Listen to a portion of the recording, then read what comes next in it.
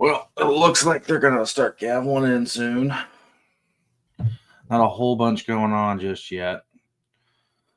I'm messing around with settings for the most part. What do I want to take on and off? Yeah, it's opening ceremonies of the 89th legislature. Obviously, they're going to gavel in, get sworn in, and that fun stuff. And then, while there is no speaker, the Secretary of State holds the gavel and will administer, the selecting of the speaker. The speaker's obviously the person who's going to be in charge of stuff. Selects committee assignments, which is obviously very influential, and then kind of controls what does and doesn't come onto the floor. So it's a pretty critical vote. There are two main candidates right now, both Republicans. One's David Cook out of Mansfield. The other's Dustin Burrow out of Lubbock. Burrow has been there for 5 or 6 terms. I think this is Cook's second term. Cook is the former mayor of Mansfield. And right now it's just another example of the kind of Republican civil war or just fight within the party itself. This is Secretary of State, former state senator Jane Nelson. Looks like she's gaveling the session into session.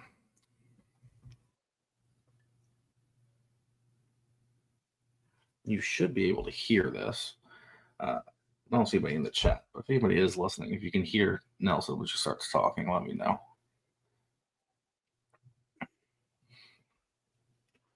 If you don't know who I am, I'm Garrett Fultz. I'm the host of a Texas politics podcast called the Seeing Red Podcast. Thanks for joining us today. Constitution and laws of the state of Texas.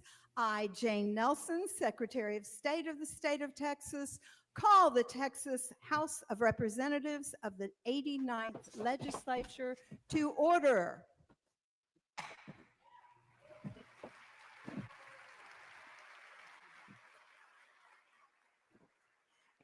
As we begin today, let me remind you that under the terms of conduct for the House chamber, the presiding officer is charged with preserving order and decorum, including in the gallery, the lobby, so if anyone can, I think we have a couple watchers now. If somebody can tell me if y'all can hear what Nelson's saying, I'd appreciate it. On the floor and in the gallery, I can pull it up to on my comply with the principles of decorum as outlined in your program.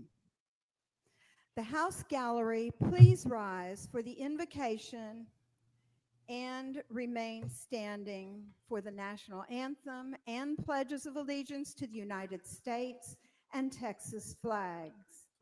The invocation will be delivered by the Reverend Gregory S. Davidson from the Cross Point Presbyterian Church.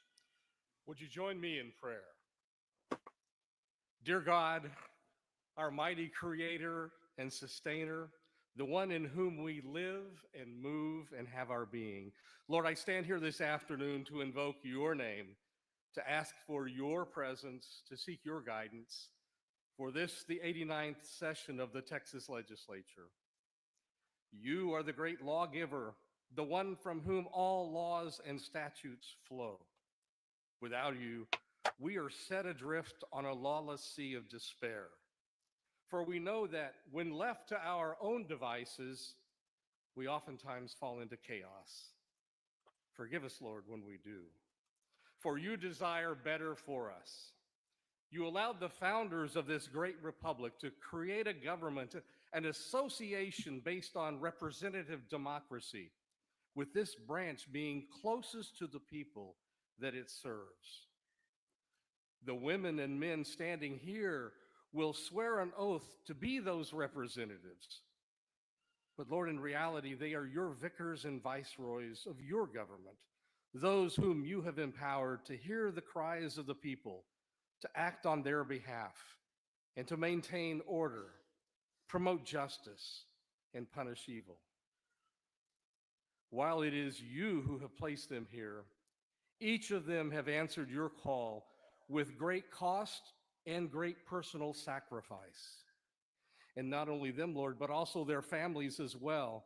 I ask your blessing on the spouses, the children, the family members, that you will strengthen them while their mothers and fathers are away, that you will keep them safe and protect them until these citizen legislators can return to their homes after the session is over.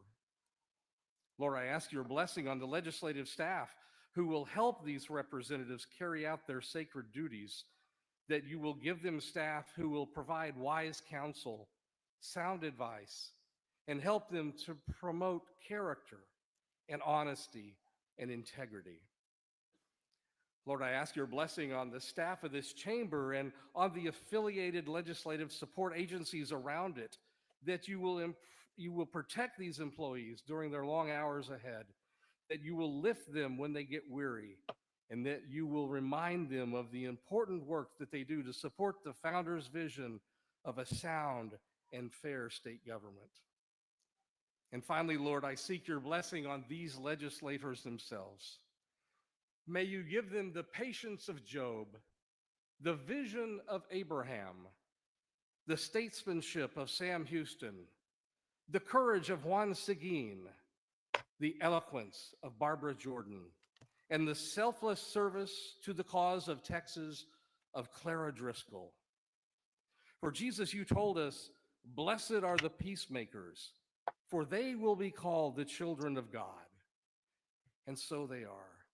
Today, Lord, may we all be peacemakers so that we may be your children. For it is in your most holy and perfect name that I pray. Amen. Amen. Please remain standing. Today we are pleased to have Alexandre Durantes from the Butler School of Music at the University of Texas at Austin perform our national anthem. So as they're getting started, let's listen to the national anthem and pledges. You see by the dawn's early light what so proudly we hailed at the twilight's last gleaming, whose broad stripes and bright stars through the perilous fight o'er the ramparts we watched were so gallantly streaming, and the rockets' red glare, the bombs bursting in air, gave proof through the night that our flag was still there. Oh, say does that star-spangled banner yet wave o'er the lands of the free and the home of the brave? Well done. Thank you. Please remain standing as we ask our respective deans to lead us in the pledges. The chair recognizes the Honorable Tom Craddock of Midland County to lead the pledge to the United States flag.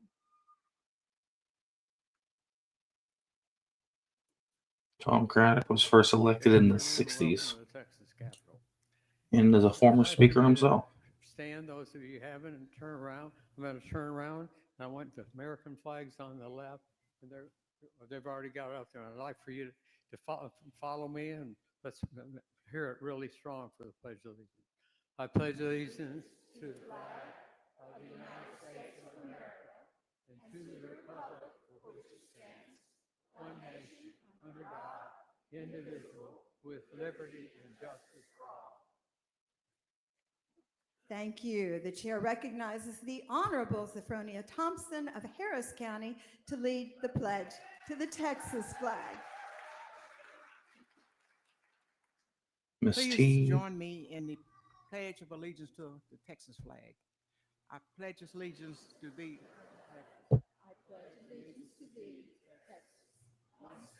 Under God, one and indivisible, with liberty and justice for all. Thank you, Dean Thompson. Thank you. You may be On the Texas seated. flag, what does it need?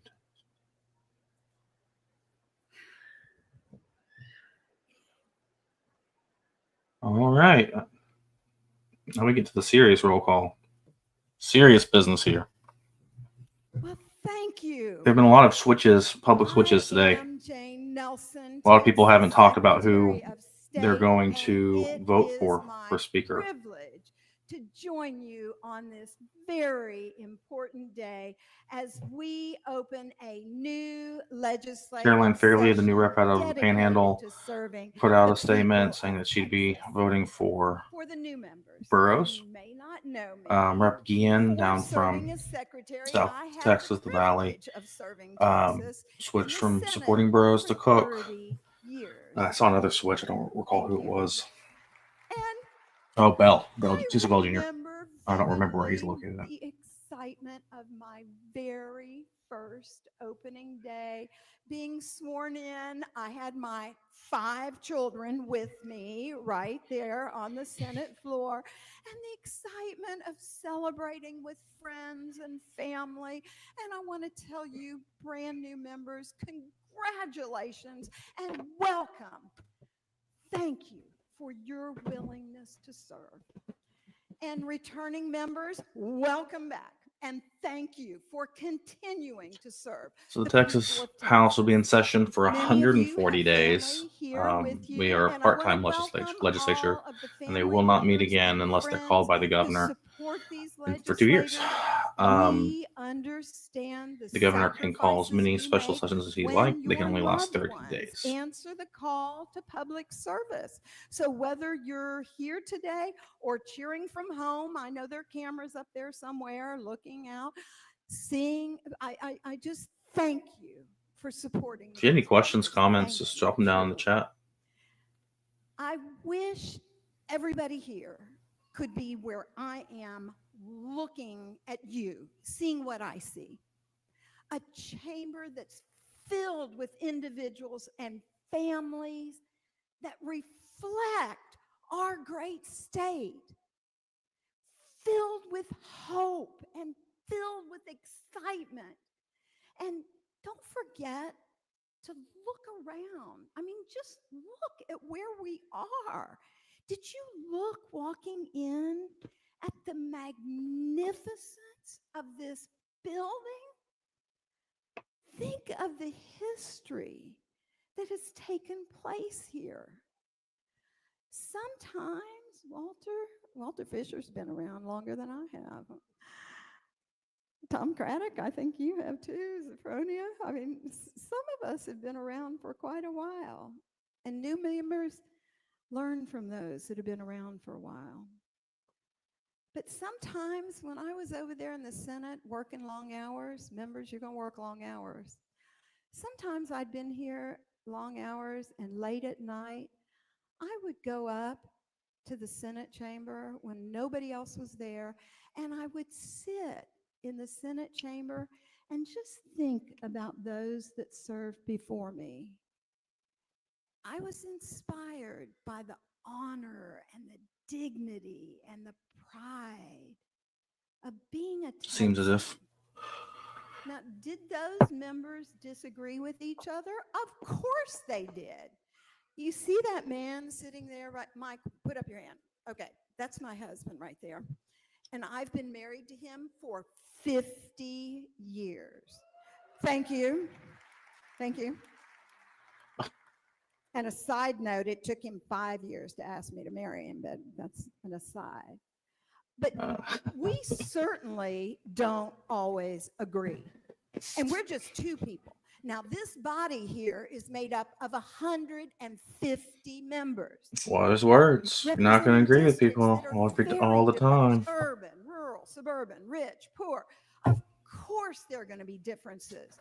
But there are core issues that are important to all of us that are quite similar. We all want our families to be healthy and safe. We all want our children to receive a good education. We all want an economic climate in which businesses can grow and prosper. Mm-hmm. Today marks the beginning of 140 days of work on behalf of the people of Texas. There will be challenges and there will be debates. But remember, we are family. We are all Texans. We care about each other. We take care of each other. And together, we will continue to be the best state in which to live and work and raise a family. Thank you. And with that in mind, let's move on to the next order of business. See, Charlie Guerin, I promised you this would be short. The chair announces the appointment of the following temporary officers and employees of the House of Representatives of the 89th Legislature. The clerk will read the officers. Temporary officers of the 89th Legislature, parliamentarians Walter Fisher and Sharon Carter, Assistant Parliamentarian Thomas G. Samuels, Chief Clerk Stephen Brown, Assistant Chief Clerk Mark Cervantes, Journal Clerk Jennifer Teagan Duran, Voting Clerk Scotty Hagan, Sergeant at Arms Kara Coffey, Assistant Sergeant at Arms Brianna Wallace, Doorkeeper Alec DeGiulio, Reading Clerks Mason Roberts and Alyssa Vargas, Committee Coordinator Stacy Nicchio, Assistant Committee Coordinator There's been a lot of Executive Director House Business Office Stephen talk DeAndre, behind the scenes about the Assistant Director, House parliamentarians Business Office, and Scott how B. they Stewart, rule. Parliamentarians Chaplain basically Gregory just S. Davidson. are the referees, and they're selected and they're appointed, and there's all sorts of people talking about it. I don't know if this is the same folks from the last time. I'm not as familiar with that aspect of the House as others might be. The chief clerk will call the roll of members-elect of the House of Representatives of the 89th Legislature according to representative districts. Please answer present as I call your name. District 1, Gary Van Dever. District 2, Brent A. Money. District 3, Cecil Bell Jr. District 4, Keith Bell. District 5, Cole Hefner. District 6, Daniel Alders. District 7, Jay Dean. District 8, Cody Harris. District 9, Trent Ashby. District 10, Brian Harrison. District 11, Joanne Schofner. District 12. District numbers kind of seem to cluster around one another. You can District kind of 13, sometimes figure Andrea out where Ford. something is based off the number. But after every redistricting, things kind of hop around. So that's not always the case. District 15, Steve Toth. It kind of starts in the northeast corner and then works District down. 16, Will Metcalf. And single digits kind of District go along the 17, Sabine Daniel River Rose. down. 20s are kind of around District South 18, Houston. Janice Holt. 30s and 40s are kind of District everywhere. 19, Ellen Troxclair. District 20, Terry M. Wilson.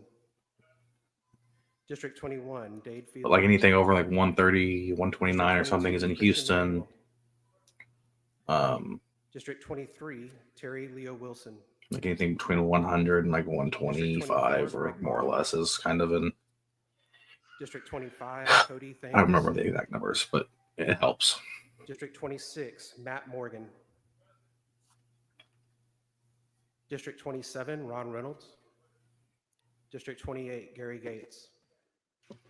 District 29, Jeffrey Barry. Reynolds once won a term while serving a District 30, AJ jail Lauderback. sentence for barristry. District 31, something Roy similar. Ian. District 32, Todd. He's not going anywhere anytime soon. District 33, Katrina If you Pearson. somebody can't figure out how to beat him when he's in jail, I don't know how you're gonna ever District beat somebody. 35, Oscar Longoya. District 36, Sergio Munoz Jr. District 37, Janie Lopez. District 38, Erin Elizabeth Gomez. District 39, Armando Mondo Martinez. District 40, Terry Canales. District 41, Bobby Guerra. District 42, Richard Pena Raymond. District 43, J.M. Lozano. District 44, Alan Schoolcraft. District 45, Aaron Zwiener. District 46, Cheryl Cole. And yeah, just reading names right now. District This is 47, important. Vicky Kind of reads Goodwin. into the record of who's who, District and 48, Donna Howard. Secretary of State being the District 49, constitutional Gina officer in Hinojosa. charge of certifying elections. District 50, This is James part of the District officialness 51, of Maria it, and they get Luisa sworn in. Flores. District 52, Caroline Harris Davila. District 53, Wes Verdell. District 54, Brad Buckley. District 55, Hillary Hickland. District 56, Pat Curry. District 57, Richard Hayes. A little more than a third of the way through the reading of the names. District 59. If I had to guess Elvis right now, Nelson. Burrows will win, District 60, Mike Olson. or it'll be split decision and go to a District second 61, ballot. Teresa In which Richardson. case, then Burrow's still the favorite. And in which case, District if he doesn't win it 62, after Shelley Lujan. 2 rounds of voting, District 63, my Glenn prediction is it'll Baumgartner. they'll break District break 64, and Andrew Hopper. rejoined, and we might see some District real 65, craziness total. happen. District It is possible. 66, I mean, Matt Shaheen. Cook is very likely to win as well. District If I 67, had to Dave guess, Williams. that's how it's going to break right now. District 68, David Spiller. They're both District conservative 69, James B. Republicans. Frank. District 70, Mihaela Elizabeth. So I don't really know District 71, the- Stan the Lambert. politics behind it is less District about 72, Drew Darby. policy and more about District 73, just kind of Gary positioning Eisen. within the House.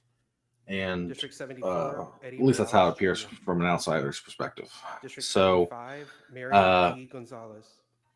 all sorts of people will District declare all 76, sorts of Sheila victory or Marmara. whatever after today's vote, but District 77, Vincent. we'll see what happens. And District 78, the Joe main thing this Guzman. session obviously is going to be District um, 79, Claudia what can happen Ortiz. with school financing and District ESAs. 80, Don McLaughlin Jr. They're kind of interlinked with how it's going to end up passing. A lot of District school 81, districts Bruce Landgraf. are having District 82, financial Tom issues because the Craddock. state hasn't increased the basic allotment in a District number of 83, years. Dustin Burrows. So it's entirely possible we see District a 84, big Carl shift H. on how education is funded or even looked District at and 85, Sandy imagined. Kitzman. But the main push is that Governor District Abbott's 86, John signature Slothy. legislation that he wants passed is District going to be 87, Caroline school Fennell. choice. He's made that very clear. District It's 88, what a lot of people have talked about. Arguments about whether the primary elections were actually about school choice or not. But at the end of the day, that's District 90, Ramon Romero Jr. that's almost certainly to happen in some District capacity or 91, another. David Lowe. But until we really District see 92, which Solomon bills get Marjani. favored out of both the District Senate 93, and Nate Schatz. the House, District will tell 94, us John whether or Timberlake. not the District de- 95, and Michael then Williams. how it processes through different committees. District We'll 96, talk about how David many Cook. students are eligible for District um, 97, John ESAs, which are in education savings accounts. District the way 98, to, Giovanni um, Briglione. A family could pay for District 99, private John education Jay. for their kids. District 100, Well, to see, Ben maybe Jones. they cap it at 500,000 District kids can 101, take a Chris voucher, or Turner. only kids who are leaving the public system District after X amount of 103, years can do Autumn it, or Lee entering Ball. the system. There's all sorts of things that are going District to 103, Rafael Anchia. impact how much it costs, but also District 104, how big Jessica it starts out Gonzalez. as, or how big it's like slated to grow out District to. 105, Terry Um, Mesa. But I would be District 106, very shocked Jared if Patterson. something of it didn't District pass. 107, Linda Uh, Garcia. It'll pass in some capacity, but regardless of who wins this vote. That District seems 108, pretty Matt Morgan. pretty sure. But a lot of other things are going to be on the table with foreign land ownership, particularly of 109, land Davis. close to key infrastructure and military land. District Those 110, bills Tony will Rose. almost certainly advance. District 111, Some of those bills will Monte most Rivera. certainly advance. Um, District 112, Angie there Chandler. are any number of issues when it relates to the District Second Amendment that 113, will Retta probably pop Andrews up. Bowers. There's also a lot of stuff when it comes to District 114, what is John deemed to be Bryant. inappropriate District 115, materials that are Sandra Hernandez. accessible in school District libraries, 116, Trey and the Martinez process Jr. by which that can be those District materials 117, can be Philip removed. Cortez. Talking books District 118, that depict John Lujan III. graphic sexual District 119, Elizabeth content, Liz Compton. and we're trying to get and then District trying to get 120, rid of it. Barbara Gervin. Any number of issues like that are going to be kind of District key 121, issues. Mark But Hood. Texas is a large, District 122, Mark um, DiMaggio. one of the largest economies in the world. District Depending on who you 123, ask, it's the Diego 7th, Bernal. 8th, 9th largest economy in the world. District 124, Josie Garcia. And District 125, passing Ray policies to Lopez. keep that going District are 126, always E. important. Sam Douglas. Comptroller District Glenn 127, Hager Charles Cunningham. just put out his report. Apparently, we have District about 128, 28, Briscoe or Campbell. projected to have $28 billion in the District rainy day 129, fund, Dennis Paul. which is District a 130, Tom savings Ferguson. account the state has that is primarily District 131, funded Alma by Allen. severance taxes, and severance District taxes are 132, Mike Schofield. what we get from oil District companies 133, who Mano de Ayala. for District 134, for oil that Ian comes out of the Johnson. ground. Now I don't know if that's all oil that comes out of the ground or just oil from state-owned District lands. 135, John E. But anyways, it Rosenthal. generates a good considerable amount of money District that the state 136, ends up John H. being able to use. I think there's another additional 200, like 190 some odd $billion District 138, Lacey Hall. that they'll need to District count for over the 139, next Charlene Ward 2 Johnson. years because they budget for every 2 years. District 140, Um, Armando Lucio Wale. And District 141, there's going to be all sorts of debates over District property 142, tax. Harold B. Burton The Jr. Senate tends to District 143, Honor. favor, or at least in the last 144, session, Mary Ann favored Perez. compression, I District believe. There's 145, compression and Christina there's all sorts of stuff. District But basically, 146, or Lauren no, Ashley Simmons. the House favored compression District while the 147, Jelani Jones. Senate District favored, 148, Penny Morales Shaw. I don't remember the term, but it's District 149, exemptions. Hubert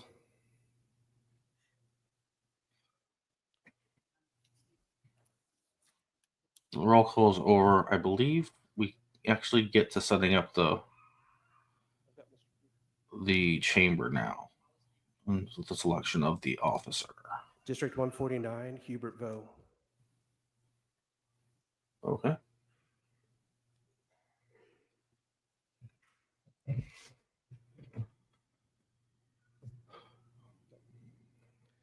District 150, Valerie Swanson.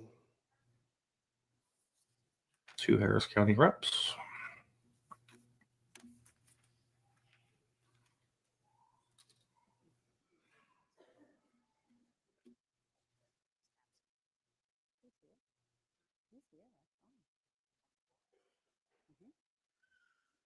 Okay. Quorum's present. A quorum is present. Yeah. The chief clerk will now administer the constitutional oath of office to the members elect of the House of Representatives of the 89th Legislature. All members elect will please rise. Yeah.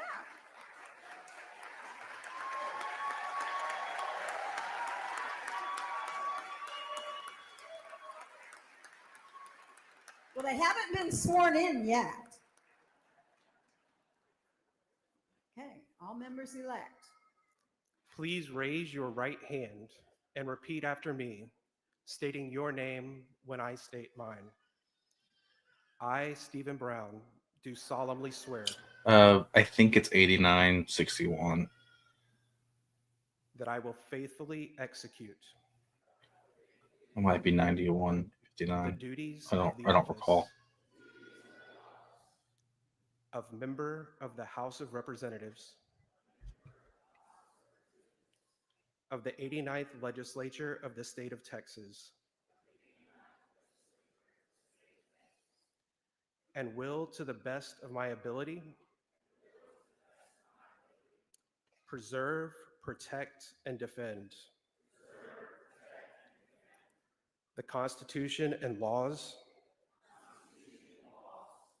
of the United States and of this state. So help me God. Congratulations, members. Now you can applaud.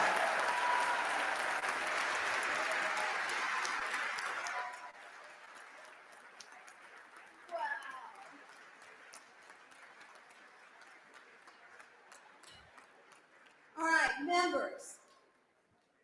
Next, we are going to start work on organization of the House, which could take some time. So, I would like to pause briefly so that members may take photos with their floor guests. Now, I know some of you have younger children who are going to want to sit through long discussions. So, when we reconvene in 10 minutes, All right. only members of the House, temporary officers, and approved media representatives will be authorized to be on the House floor. Did everybody get that? So 10 minutes. I'm looking. 10-minute break. All right. So it looks like they're going to let the people take the photos with their guests. So what happens is you end up getting like 12:42. 2 or We're gonna come back some in. number of Does everybody extra get that? guests We're gonna reconvene to at sit with you on the 12:42, floor for the where opening members ceremony of for the you to swear in. temporary You end up officers, having a few more guests upstairs in the gallery that you can request tickets for larger families or whatnot. And right now, it just seems like they're kind of letting folks get down to the nitty gritty of just celebrating a little bit with their family before they start doing the people's work. And then it sounds like, I think they first thing they do is they have to do the speaker, because after the speaker, they do rules.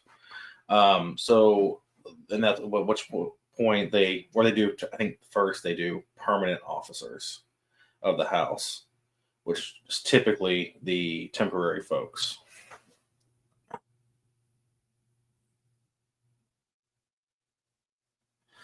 Oh, the major legislative thing will be school choice. There's an ESA program that's been fought over significantly over the past session or two, and campaigned on every which way. The governor campaigned on it 2 years ago, and then a lot of folks were campaigning on it, or ended up being what swayed people to support folks or not, financially, like donors and activists, was an issue of school choice. So that seems like it'll be the key issue for this session. Obviously, all sorts of issues are going to be talked about. There's going to be some. I would put the over under at about 11,000 bills filed, and typically something around 1,000 to 2,000 pass. That does include things like honoring, Fort Bend County for Fort Bend County Day, or the Fort Bend County Fair Day or whatever. So there are going to be any education will probably take the center stage of this one. And typically going into a statewide election, that's the case, is that it ends up being more meat and potato issues in these sessions. It doesn't always, you'll end up having some social issues on top of it. But it seems like it seems to me, just generally speaking, that's how that ebbs and flows.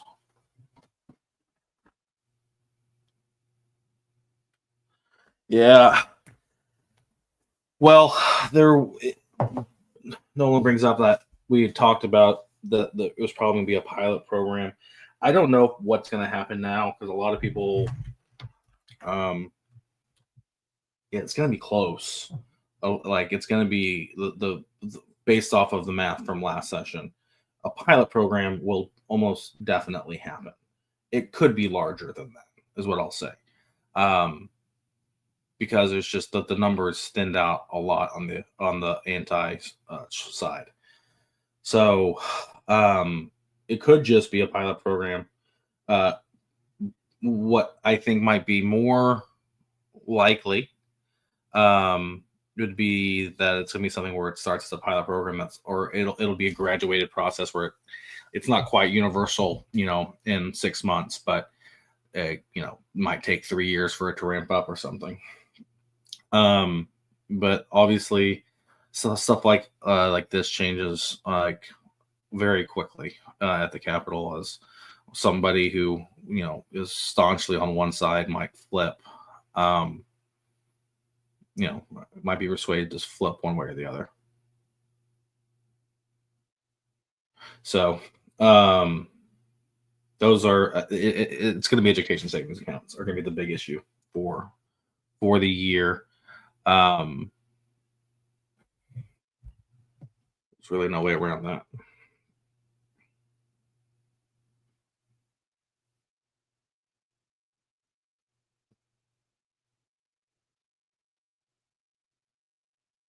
So for those listening who are just joining and wondering why it's just me talking, the House has recessed briefly to allow family members who join for the swearing in to take photos with the reps, to kind of do group photos, do all that fun stuff. And then a lot of people brought small kids and they don't want the kids like just sitting on the floor getting bored and acting up, which young kids tend to do. So they've made it so that just the people who are approved to be on the House floor generally, I believe, can be on the floor so they can get into the speaker's the fight for the speaker. Speaker of the House is the leader of the House. He acts as the I'm blanking on what that term is, but he acts as not the parliamentarian. He rules on varying motions and everything. And has a lot of power from his office comes from committee assignments, putting different folks on different committees.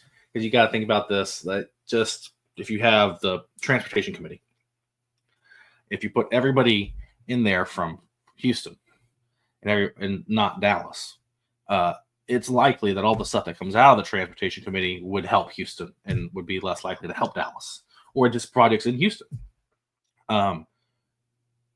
So you're probably not going to do that.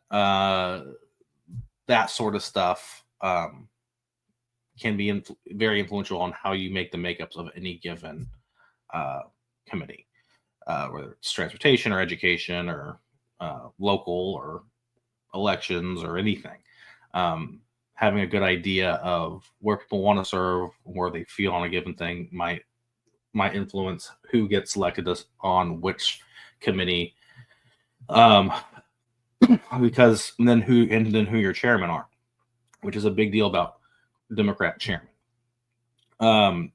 That has been an issue on the campaign trail for a couple of years, which is that several Democrats have chairmanships because chairmen can dictate the flow of things that happen in their committee. To a degree, they do have a considerable amount of power, but can be superseded by a majority vote. So what can happen is the chairman can kind of kill or not kill a bill in committee, or not even give it a hearing, that sort of stuff. Which several activists and folks on the right have kind of been maligning the past speakership for allowing Democrats to have those seats. The counter to that argument was always what conservative legislation died in committee because of a Democrat chairman. And it was always hard for folks to point to anything because the Democrats knew they couldn't do it and keep their chairmanships. But they did have some influence over regionality type stuff. A bit like that transportation example I gave earlier, where if your chairman's from Houston, Houston might get more, or Dallas, or wherever the case may be. Texas is unique in that we have a constitutional system that, for a lot of things legislatively, require a constitutional amendment. And to pass a constitutional amendment requires not just 2/3 of both houses, which is 100 House of Reps and 21 senators, but then a majority vote of the people. So it's a process, and there are a lot of things when it comes to tax code, education, etc., that require significant Democrat support.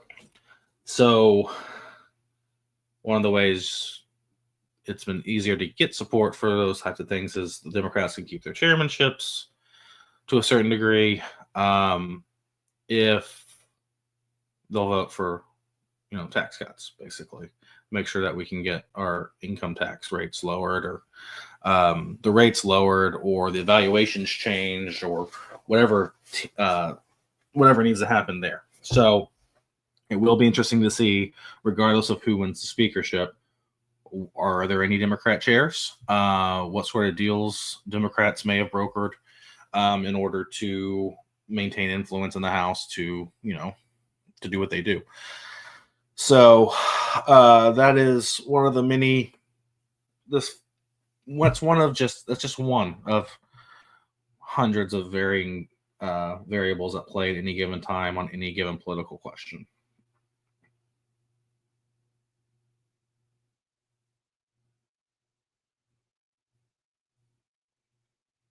Guillen had already switched by that time. Nolan was asking about Guillen being a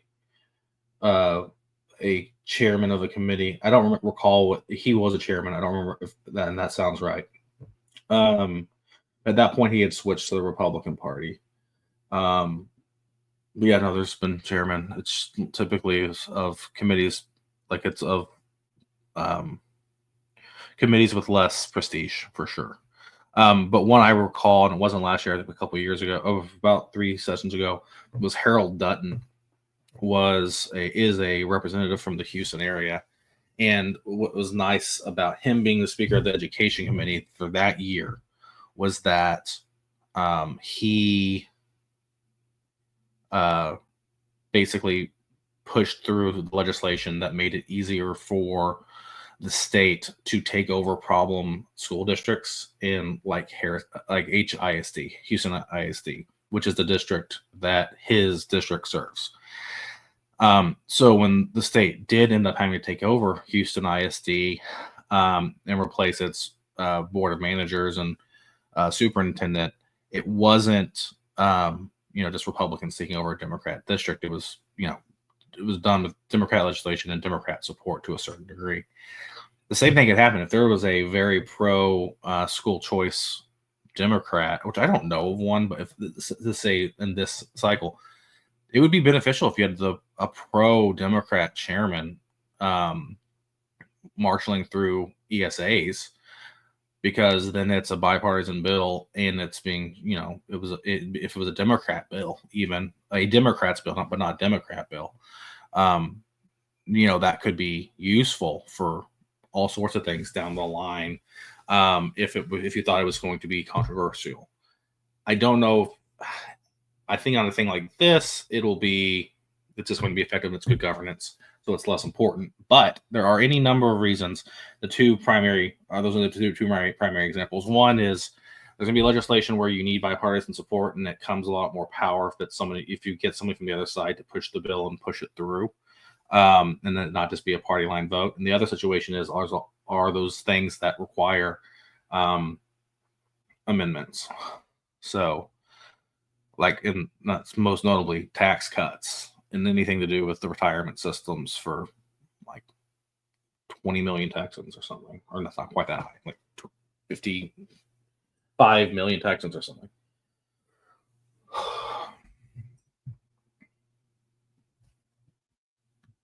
I hope they're coming back soon. I'm going to take a quick break for about a minute and jump off here. I'll be back in a second. The stream will stay live.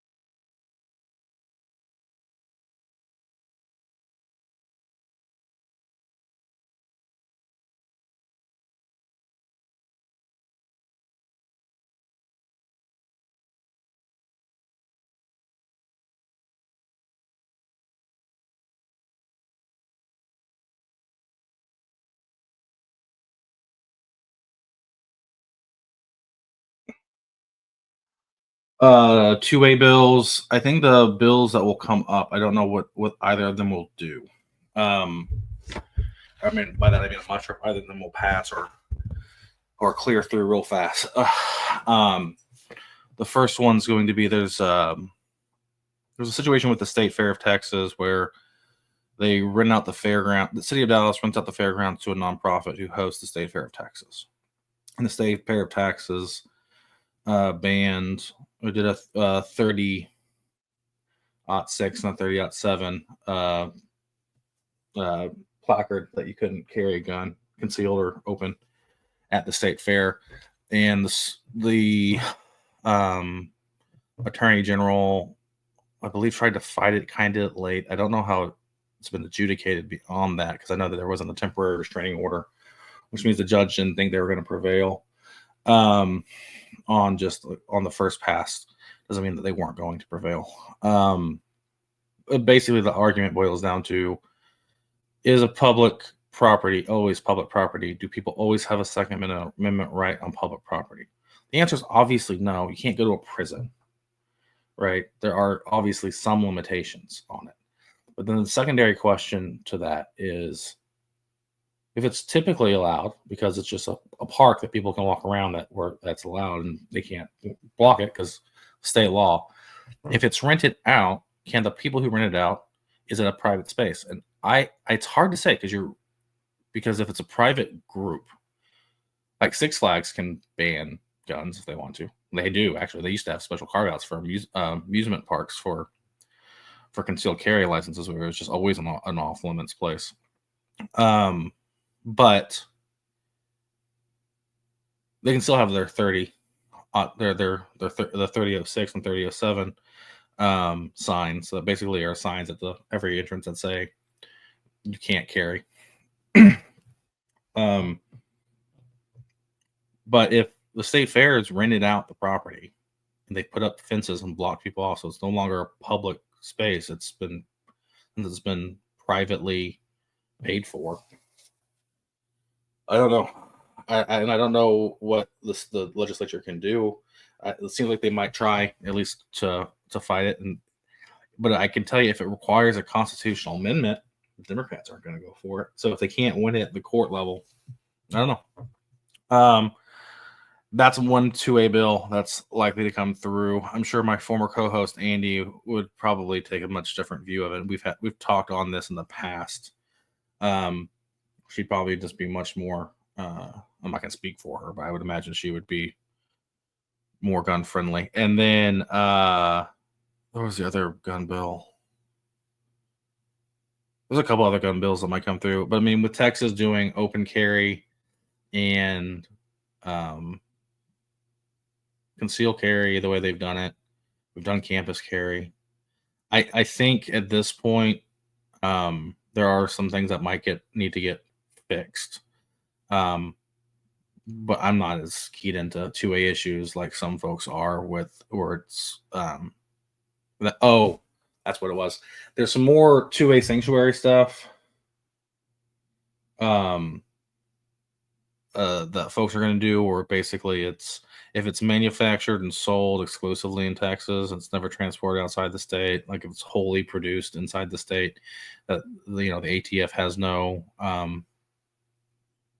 jurisdiction. So the state would be trying to claim to do that. Basically, you can do whatever bills to that effect. Another AWB bill has been filed. I don't know what that stands for.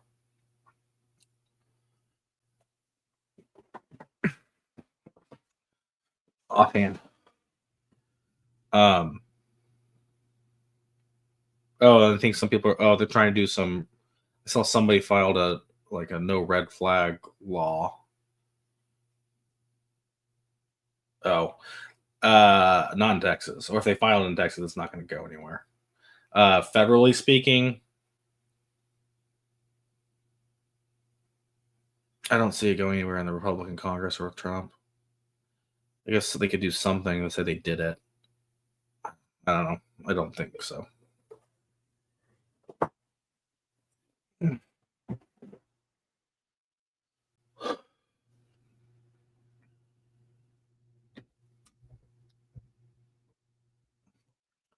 As you may not know, or you may know, folks listening in, they're in a 10-minute recess, which 10 minutes is usually 15 to 20 easy. When it comes to presiding officer. God. Speaker is the presiding officer. Just need to stop thinking about it for a second. Before they get to voting for the speaker's chair. I'm trying to get a little bit more comfortable. I believe my rolling chair has rolled off the plastic, which is unfortunate. I'm in the process of rearranging my office, so I'm not set up the way I like to be typically for broadcasting, but here we are. Let's bring this a little bit closer to me. No one cares about seeing me anyway. So, lots happening this session. Lots going on. We will see a new speaker. Speaker Phelan did 2 terms. Speaker Bond did 1. Speaker Strauss did 5. But it looks like we're about to vote on the first one. I think they do roll call. The House will come to order.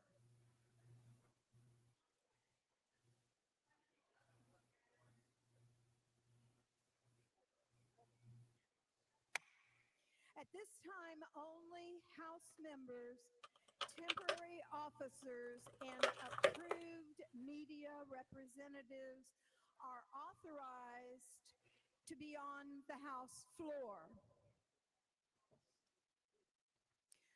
I would like to announce that the oath of office was administered to Representative Vo during the break. He ran into a little bit of traffic. And yes, congratulations, Representative Vo.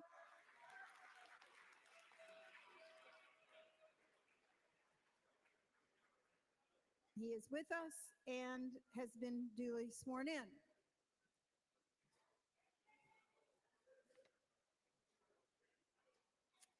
Members, please take your seats.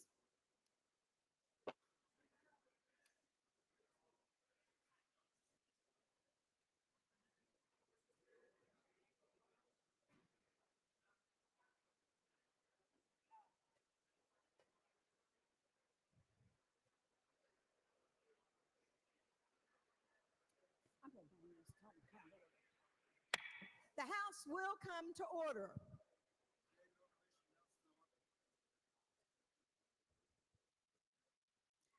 Now, the House traditionally operates under the prior session's rules as the temporary rules on opening day until such time that the body may adopt new permanent rules. The House will now consider a motion in writing to adopt last session's rules as temporary rules. The following motion in writing, the clerk will read the motion.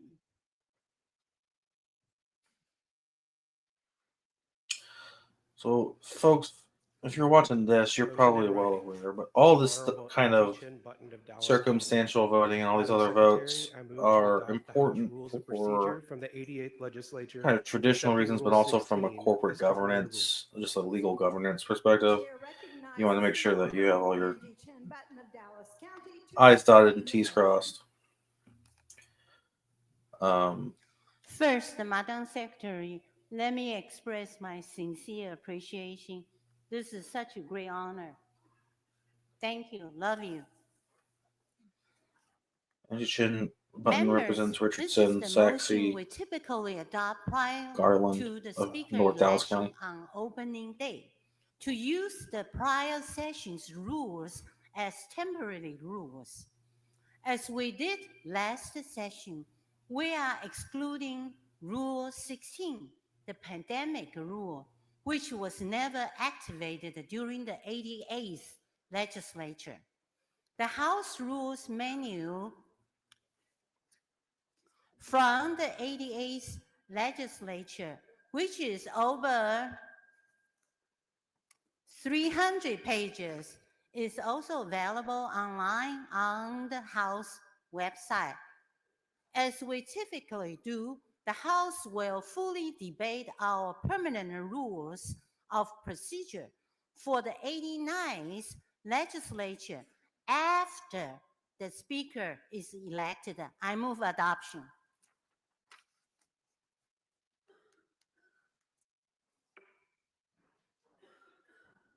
The question occurs on the adoption of the motion. Is there any objection? The chair hears none and the motion is adopted. Without objection, the chair can Thank just you. say that it passed. Members, we will now proceed to the nomination and election of the speaker. It is my role to provide a fair and transparent framework by which the will of the House can be determined so that you can elect your speaker. With that in mind, we are going to start the discussion about how to elect the speaker with a resolution from the Honorable Todd Hunter of Nueces County and the Honorable Cody Vasut from Brazoria County. This resolution was pre-filed for the public to review. It will serve as the starting point for the body to deliberate and consider any potential amendments to shape the process by which a speaker is elected. The following resolution, the clerk will read the resolution. H.R. 1 by the Honorable Todd Hunter of Nueces County and the Honorable Cody Vasut of Brazoria County.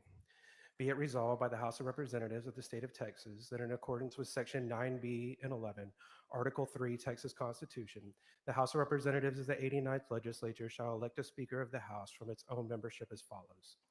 Section 1, Nominations. A, the Secretary of State shall call for the nominations from the floor for the election of the Speaker of the House of Representatives and shall recognize every member who desires to make a nomination. The order in which members shall proceed to make a nomination shall be determined by lot. B, each member recognized for this purpose shall immediately advance to the front microphone and make the nomination in a nominating speech not to exceed 5 minutes in length. C, after all nominations have been made, the Secretary of State shall declare nominations to be closed. D, the Secretary of State shall recognize at any time a member whose name has been placed in nomination for the purpose of withdrawing as a nominee. A member who withdraws is not considered a nominee. Section 2, seconds. A person is not considered a nominee unless the nomination is seconded by at least one member. B, one seconding speech shall be allowed for each nomination in the order in which nominations were made. Then other seconding speeches shall be allowed in rotation in the same order. C, no more than 3 seconding speeches shall be allowed for each nominee. D, a seconding speech may not exceed 4 minutes in length. Jesus. Section 3, voting procedures, voting machine. A, if after the close of all seconding speeches, only one nominee remains for election to the Speaker, the Secretary of State shall recognize a motion to elect that nominee by acclamation. If no motion is made, or 5 or more members make a written request for a record vote, the members shall record their votes from their desk on the voting machine with yeas and nays taken as in other record votes of the House.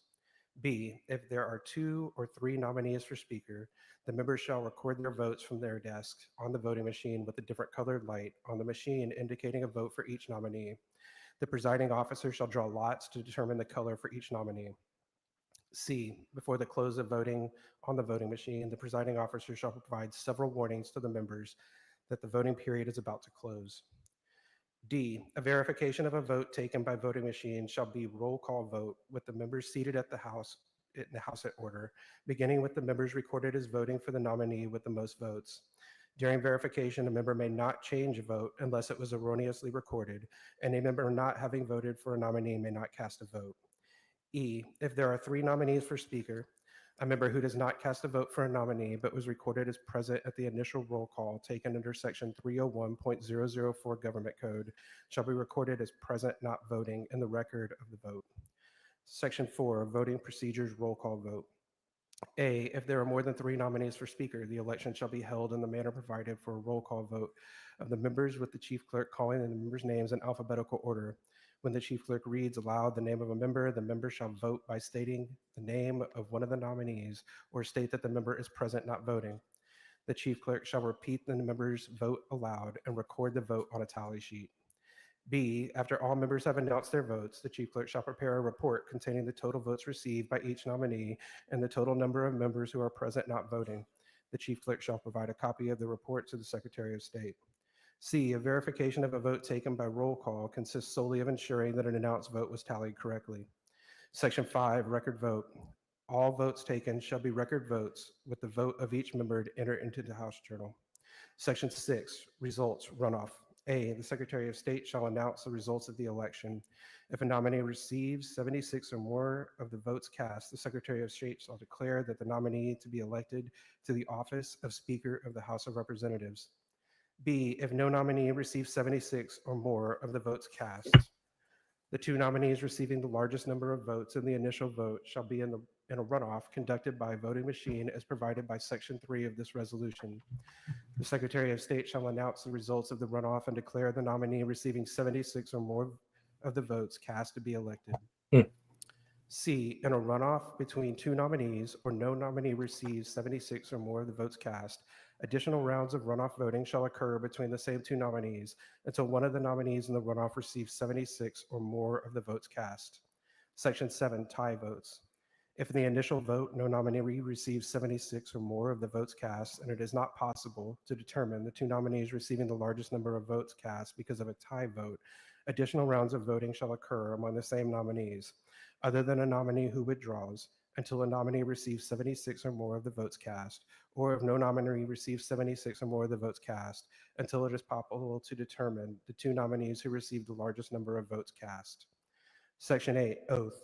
After the election, the Secretary of State shall, 1, direct the Speaker-elect to proceed to the Speaker's rostrum for the purpose of taking the constitutional oath of office, and 2, proceed to the administration of the oath of office to the Speaker-elect. The Speaker shall take the chair immediately after taking the oath of office. The chair recognizes the Honorable Todd Hunter of Nueces County to explain the resolution. Thank you, Madam Secretary and members. These are your cliff notes. So these are your procedures. The motion provides for a nominating speech not to exceed 5 minutes. The It second. requires a nomination to be seconded by at least 1 member. It allows up to 3 seconding speeches not to exceed 4 minutes. Requires votes to be record votes and entered in the journal. requires using the voting machine for 3 or fewer nominees, and requires a roll call vote if there are more than 3 nominees. If more than one candidate is nominated, the Secretary of State will draw lots to determine the order of speeches and the color of light on the voting machine for each candidate. To be elected Speaker, a candidate must receive 76 or more of the votes cast. The resolution provides for a runoff if no nominee receives 76 or more votes on the first ballot. Additional rounds of runoff voting It could will be be, no one- conducted until a nominee receives 76 votes or more of the votes cast. 'Cause they had to get 76. Representative Basut and I move adoption.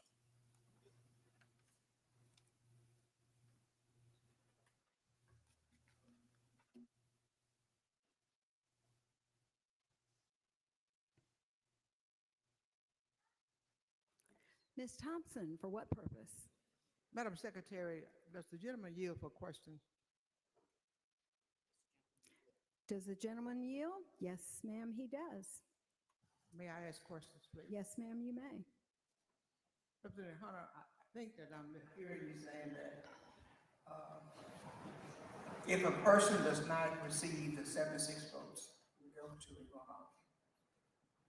Is that correct? That's correct.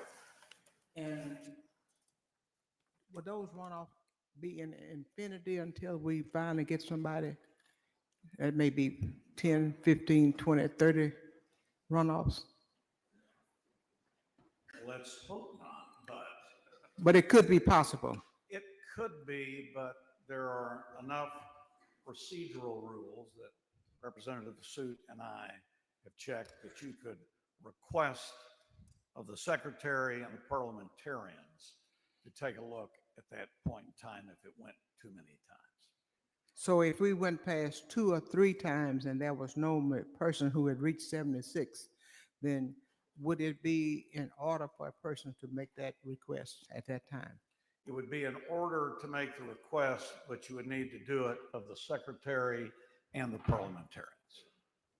Thank you very much. Basically, she's asking, is there a way for them to adjourn or to Mr. modify Dutton, or for whatever what else purpose? at that point? Question of the author. Yes. Yes, he yields for Thank questions. you. Thank you. Do the persons who are nominated, do members get to ask them questions from the back mic? The answer is no. So whoever's nominated can make a speech, but the members don't get to ask questions. Is that right? That's how the rules draft. Okay. All right. Thank you. So no Q&A for the speakers at this We point. move again for adoption. The question occurs on the adoption of House Resolution 1. This is a record vote by the Constitution. All those in favor vote aye. All those opposed vote nay. The clerk will ring the bell. Show Mr. Hunter voting aye. Show Mr. Vasut voting aye. So as a matter of thing, of course, because they're at the front presenting the bill, they don't have to go back to their desk to vote during a roll call vote. They indicate to the clerk how they're voting with a hand Have all sign. members voted?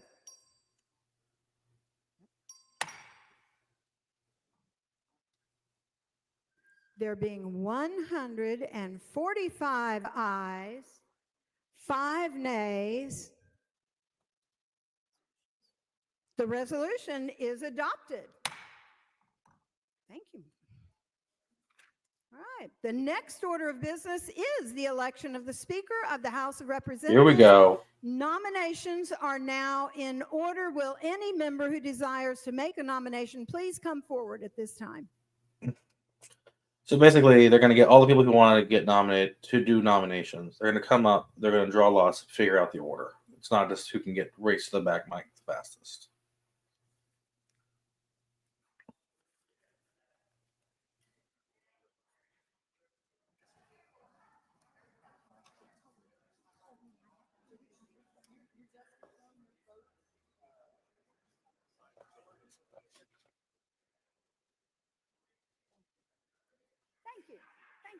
minute. Everybody's coming down to nominate. Holy moly, moly. Okay, let's bring it on down. To do. Line it up.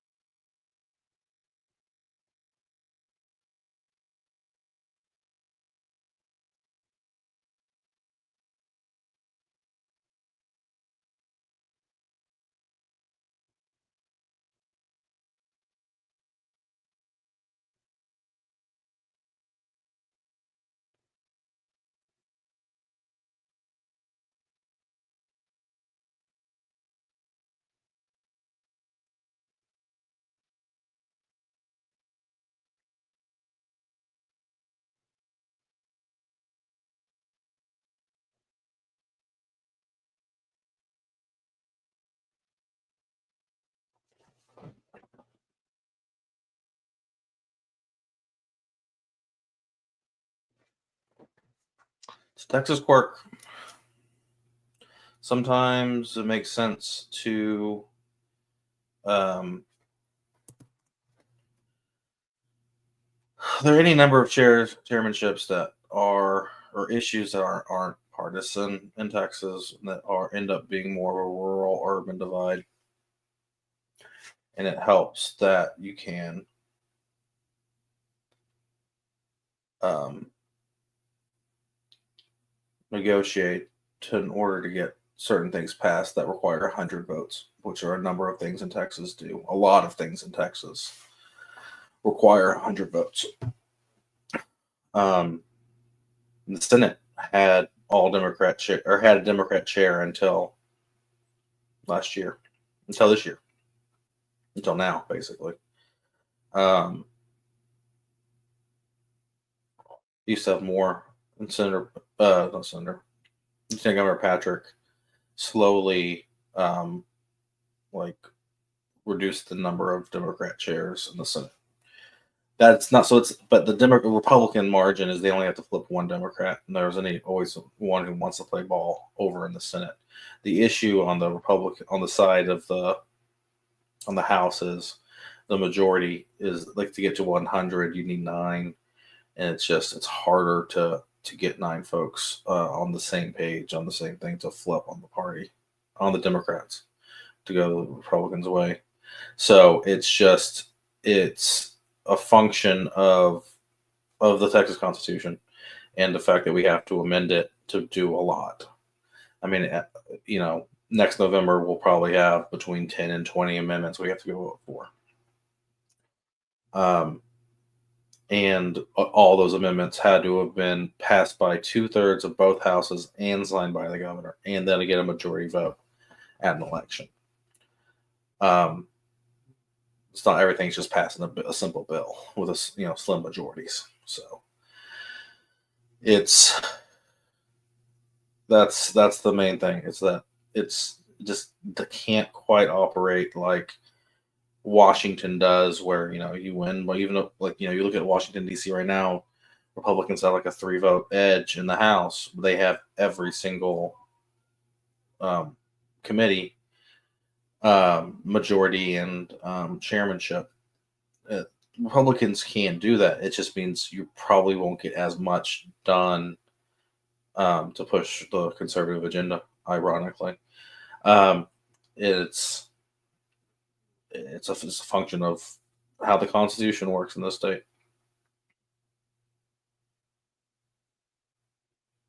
And we'll see if I'm wrong. Because if there are any Democrat chairs, there'll be very few going forward. That seems to be a settled issue. Okay. I'm hot. Okay. Members, pay attention. Under the terms of the resolution adopted by the House, I will now draw lots to determine the order in which members will proceed to make a nomination. Okay? Okay, here we go. Okay. Here we go.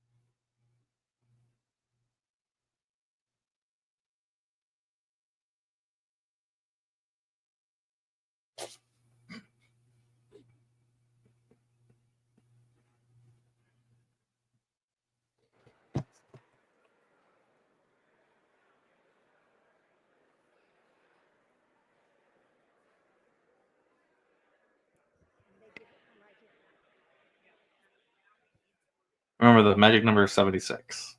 I don't know how many people are going to be nominated for the first ballot. You can't really. I think it's going to be at least 3. If it goes to 4, it ends up being just a roll call vote, which is wild.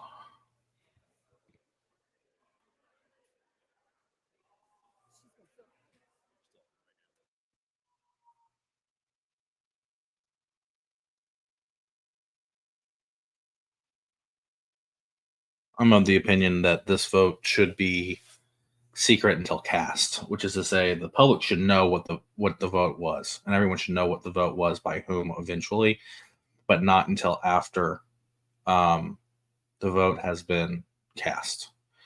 I don't like to see people like ebb and flow based off of what other people are doing, but whatever. I'm not a representative.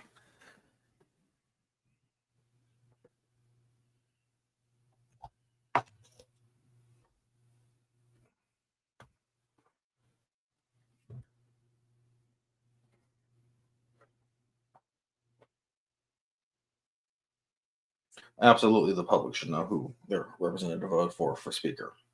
I just don't think that until voting is closed, that information of who voted for whom should be available.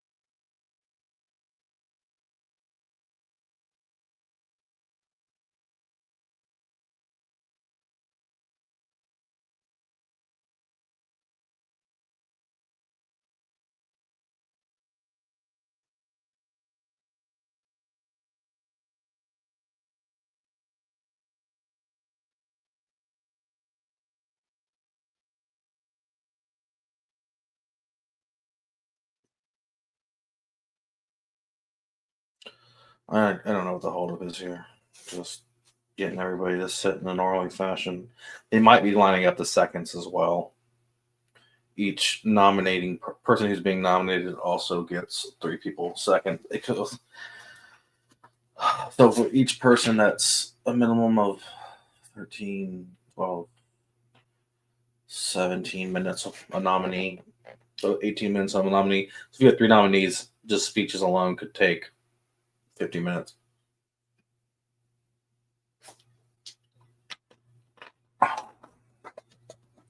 So that's exciting. But while they're figuring this out, I'm going to hop off for a second.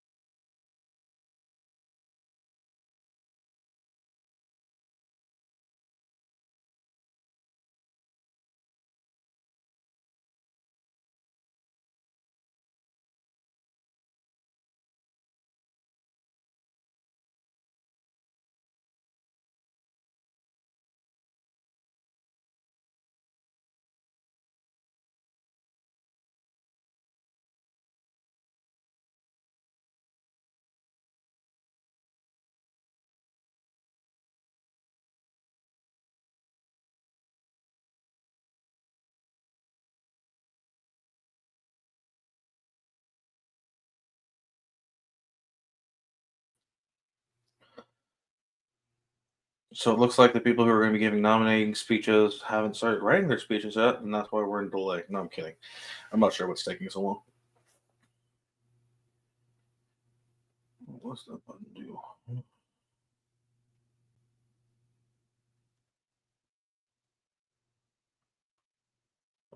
Okay.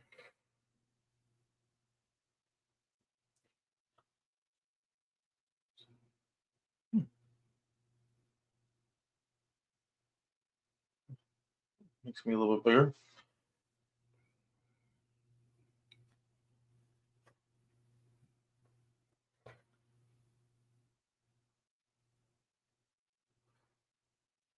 Nolan, I saw the thumbnail from your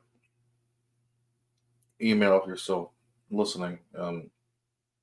People file stuff. You can file anything. Any AWB is not going to get a hearing.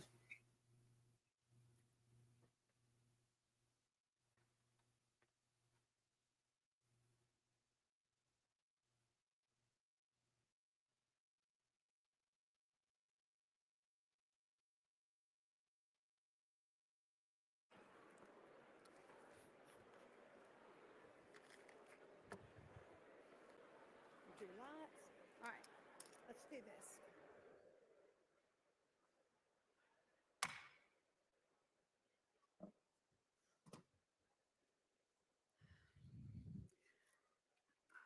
The chair recognizes the Honorable Christina Morales of Harris County to nominate Ana Maria Rodriguez Ramos of Dallas County.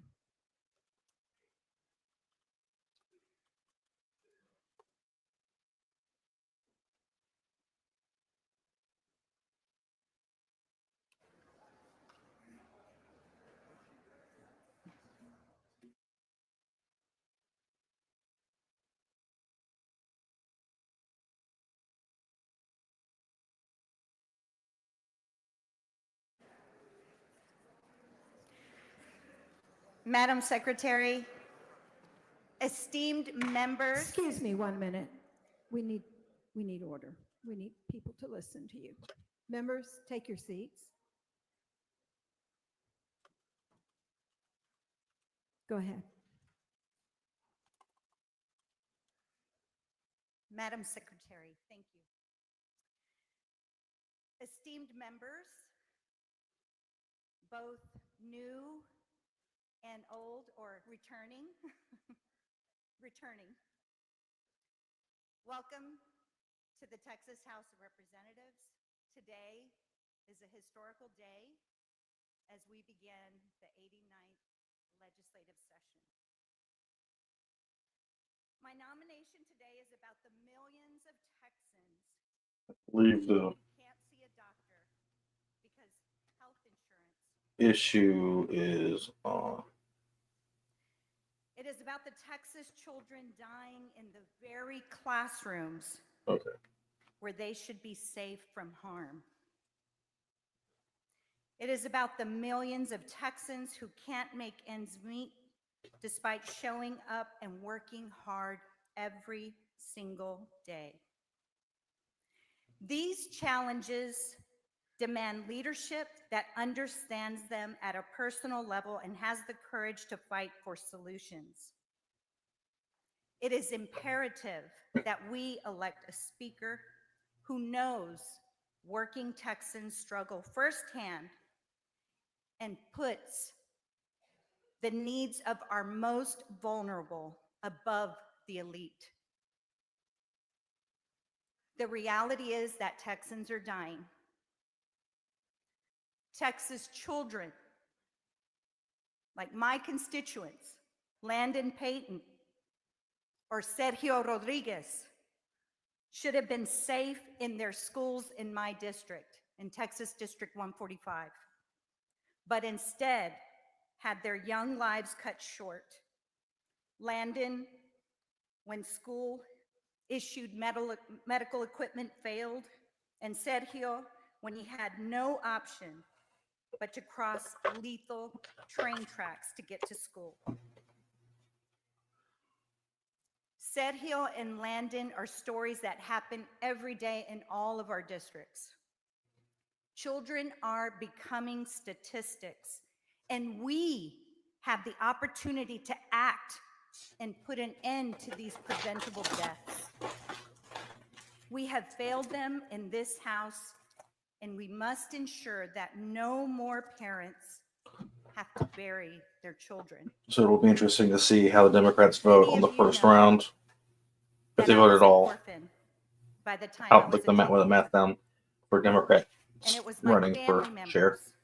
like my siblings, my cousins who were here today, my grandparents, that took care of me after my parents were gone.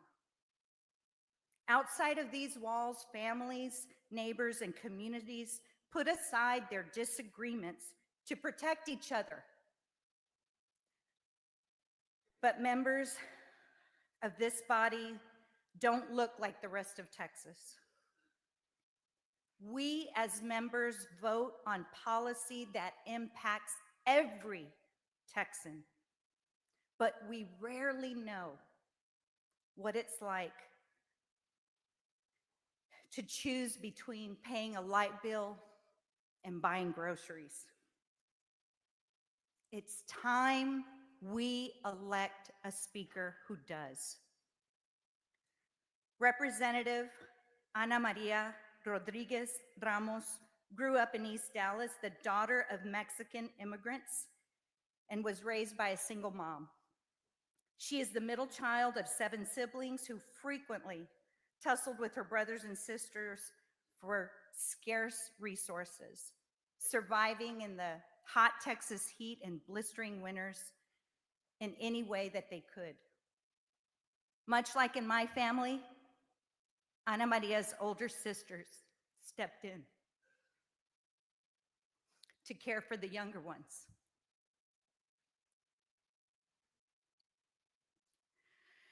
In the summers when school was out, they were sent to Mexico because feeding 7 kids in Texas just wasn't affordable. While attending schools, she had to be dropped off so early that the teachers had yet to arrive and the lights were still off in the school. But education was still a priority. Her mother always had books in the house, and Ana Maria escaped into everything from encyclopedias to fairy tales. Her mother worked hard to show her children that there was something more out there to strive for, the American dream. Ana Maria never felt that dream was for her. After middle school, her life was interrupted by the birth of her daughter, and she didn't make it to high school. At 15, a pregnancy was a challenge, but her room in a Parkland hospital, looking at her daughter, she knew she had to do something more. The very fact I'm that she sorry, and I your can time reach- has expired. Okay, I'm sorry. Madam Secretary and members, it is my honor and privilege to nominate the Honorable Ana Maria Rodriguez Ramos for Speaker of the Texas House of Representatives. Thank you. The chair recognizes the Honorable Trent Ashby of Angelina County to nominate the Honorable David Cook of Tarrant County.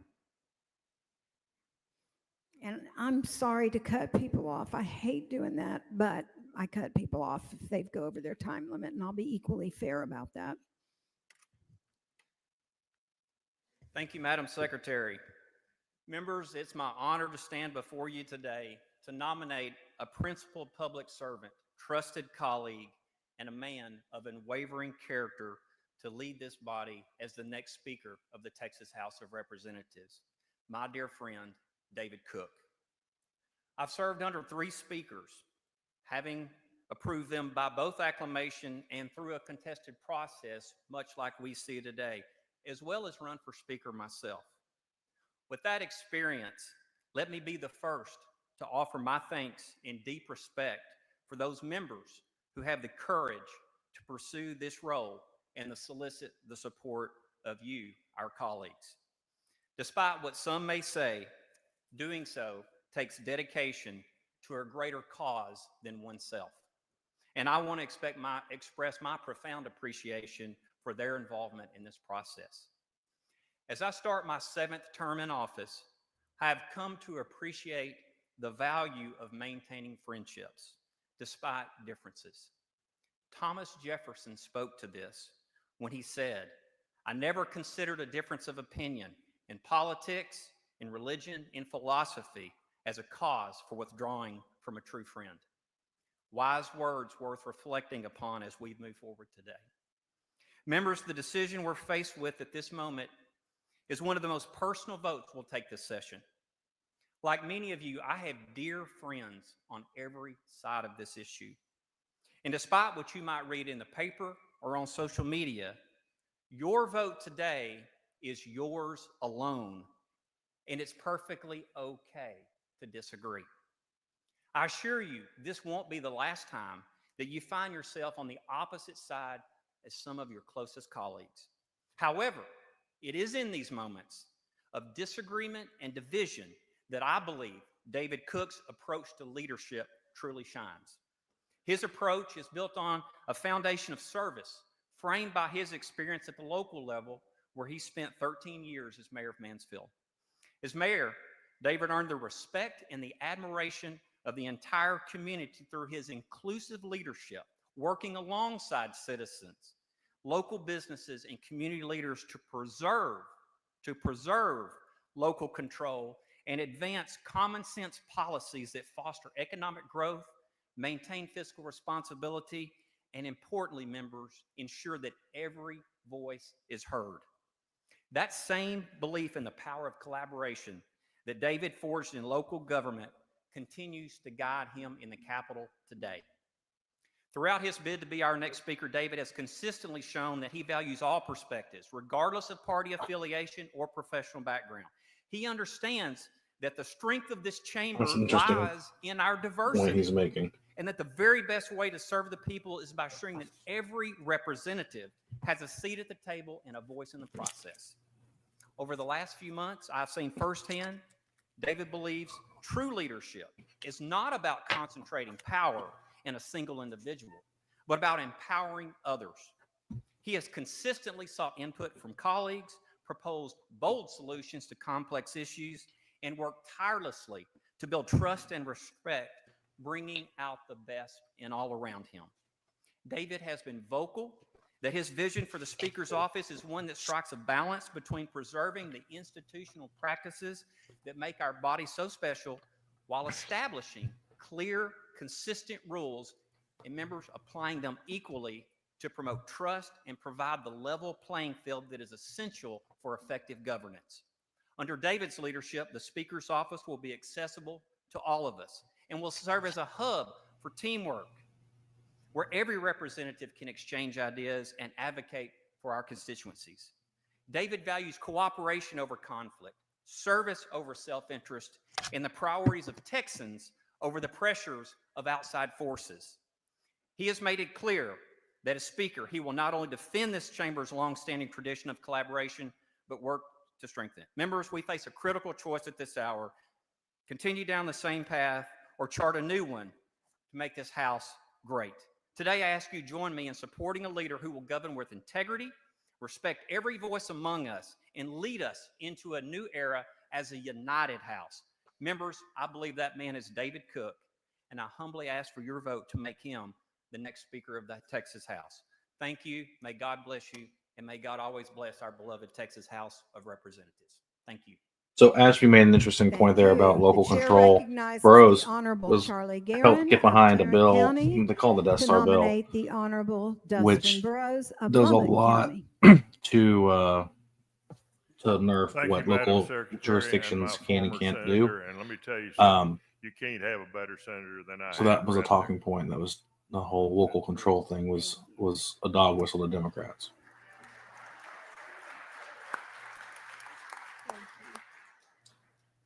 When I stepped on the floor of the House and a long time ago, 2001, I pledged to uphold the Constitution of the United States and of the great state of Texas. And I hope to pass the lessons that I've learned on from years of service, shaped by both wins and some bitter losses. I've carried some bad bills, I've carried some good ones, and I hope those are the ones I'm remembered for. And I understand the urge to ignore the Democrats and push our Republican agenda through without any dissent. Republicans have fought hard to win the last election, and we still control both the governor and the lieutenant governor, their offices. But the partisan campaigns were over November the 5th. We're here to work for and with each other, for and with our constituents. And our constituents are not just Republicans, or not just Democrats, or not just independents. They're rich people, they're poor people, they are school children, both in public and private. And we owe it to them to do our best to take care of their needs, not ours. And if any of you ran for office and are going to vote just so you can get reelected or get elected to a higher office, you ran for the wrong reason. Mhm. This is the Texas House. We are beholden to each other.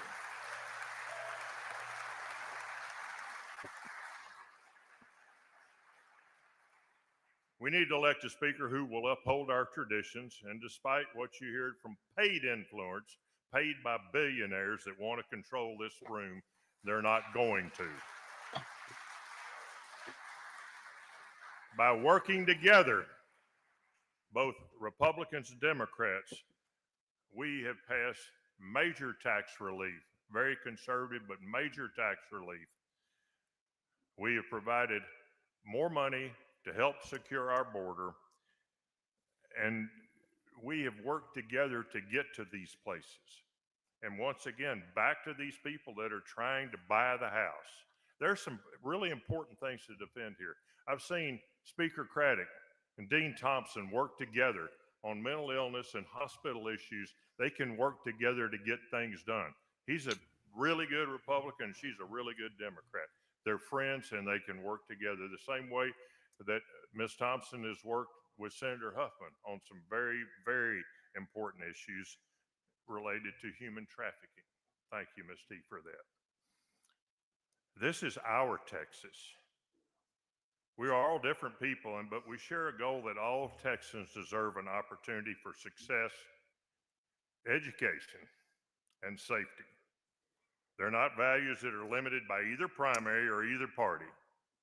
We all share the commitment we made when we hit this floor and we took an oath to the God to support the Constitution and laws of this great state. Dustin Burrows, I've known Dustin since he got here. Dustin came in, he was a little rough and he made some people mad. I was one of them. But I've watched him over his time in the legislature become a great leader. And if you can't have a job like Dustin has had, running calendars without making somebody mad, it's impossible, isn't it, Speaker Craddock? I'm down to 1 minute, so I'm going to finish this up pretty quick. But Dustin Burrows is the right man for this. He's a good man, a very principled attorney. He will serve all of you. His door, like a lot of ours, will be open all the time, and he welcomes each and every one of you to come to his office and express your ideas, and we will elect Dustin Speaker today, and I look forward to serving with him and with all of you. Thank you very much.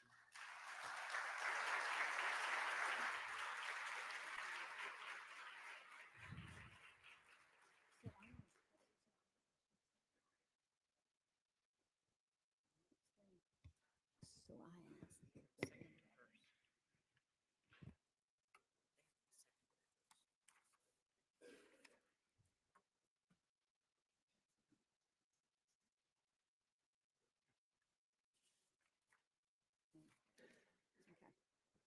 Okay. Yep. Yep. Okay. Are there any other nominations? Hearing none, nominations are closed. Now, the chair would like to recognize the Honorable John Bryant of Dallas County to make the first seconding speech for Ana Maria Rodriguez Ramos of Dallas County. Mr. Bryant. Thank you, Madam Secretary and members of the House. It's my great honor and privilege to second the nomination of a person superbly qualified by character, determination, and ability to serve as Speaker of the Texas House of Representatives, Representative Ana Maria Rodriguez Ramos of Dallas County. For 3 terms, she has consistently demonstrated courage, fierce determination to advance the interests of working and retired families, and an unyielding defense of people in our state who are otherwise defenseless against the power of billionaires, big business, and religious zealots. Of the 3 candidates, Ana Maria Rodriguez Ramos is the only candidate for Speaker who has consistently voted for full funding of public education in a state that's 44th in state support for public schools. She's the only candidate who opposes using our meager public education funds for private school vouchers. And she's the only candidate who supports a woman's right to choose, as well as revisions of the law in order to permit women in a pregnancy crisis to receive the urgent medical care that will save their lives. Ana Maria Ramos is the only candidate who supports the LGBTQ community and their right to live fully and safely in a house where 30 bills have been filed so far that put that safety at risk. Now, the other candidates were invited to tell us what they would do to protect that community. Their supporters were asked to bring forward their proposals for protecting that community, and none came forward. She's the only candidate who is committed to protecting the Hispanic population in Texas, our largest group, in the face of bills that would allow them to be racially profiled in their own communities. And the other candidates were invited to bring forward their proposals to do the very same thing, and their supporters were invited to do the same thing, and none were forthcoming. Members of the House, in a state in which the wealth gap is so extreme that 66 billionaires living in our state own more wealth than 70% of Texans combined, what should we be looking for in a candidate to lead this House? I submit to you we should be looking for a person who not only has demonstrated the character and ability to lead, but a person who has a deep understanding of everyday Texans' most intimate family and household struggles. That person is Ana Maria Rodriguez Ramos. I commend her to you. I ask you to vote for her for Speaker of the House, and it's my honor to second her nomination. Thank you. The chair recognizes the Honorable Ellen Troxclair of Tarrant County to make the first seconding speech for David Cook of Tarrant County. Hello, friends and colleagues. It is such an honor to stand before you today and to serve alongside each and every one of you. I know I came here for a reason, and I know that you all came here for a reason too. We came here because we want to make a difference. We want to deliver for our districts. We want to make Texas an even better place to live. We want to serve with integrity. And we want to follow through on the issues that led us to seek this public service in the first place. But in all of the complexities and the challenges that we face, it can be easy to lose sight of what matters most. When we're in this building around these big personalities and the grandeur of this building and this responsibility, it's easy to fall into thinking that this job is about the politics, that this job is about the power. But when we take a step back and remember why we came here, you know just as well as I do that it is not about us. It is about them, the people we came here to represent. And in that spirit, we need a leader who remembers that too. A leader who is focused on delivering real, meaningful results for all Texans. A leader who isn't out for personal gain, but is firmly committed to lifting others up. Over this past session, I've had the privilege of seeing David Cook in action. What I've witnessed is a leader who gives without expecting anything in return. When I found myself in a difficult position with one of my bills last session, unsure of how to proceed, David proactively offered to help. Not because he needed something from me, not because he expected something in return, but because he genuinely wanted to make sure his colleague, someone that he did not know before last session, that his colleague was successful. His service was not transactional. It was about making things better for the people that he serves alongside every day. And I know that each of you has experienced that same respect from him consistently, day in and day out. Whether you are a freshman or a veteran, whether you're a Democrat or a Republican, he listens, he responds thoughtfully, he creates space for others to have their voices heard. And importantly, he works tirelessly to find common ground and give each of us the opportunity to achieve what we came here to do, to deliver for the people of Texas. This is the kind of leadership we need in the speaker's chair. Someone who isn't focused on their own agenda, but who understands that true leadership is about facilitating the success of others. Someone who seeks opportunities to do just that, whether it's accomplishing something for our districts or helping us navigate the challenges we know that we will face in the heat of session. David Cook embodies the spirit of service. He is the kind of leader who leads not by commanding, but by motivating and empowering, not putting others down, but lifting others up. You heard that time and time again from him, from Representative Ashby. He's the kind of speaker who will unite this body, who can make sure that every member can succeed, and ultimately who will deliver for the people of Texas. I ask you today to join me in voting for my friend David Cook for Speaker. Let's choose a leader who will put us, and more importantly, Texas, first.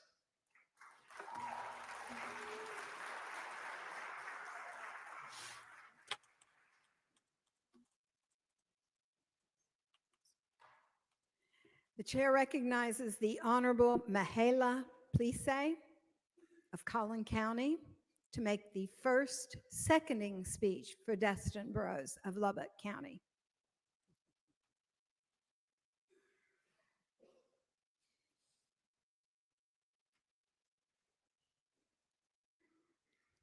What's her name? Thank you, Madam Secretary, members, and honored guests in the gallery.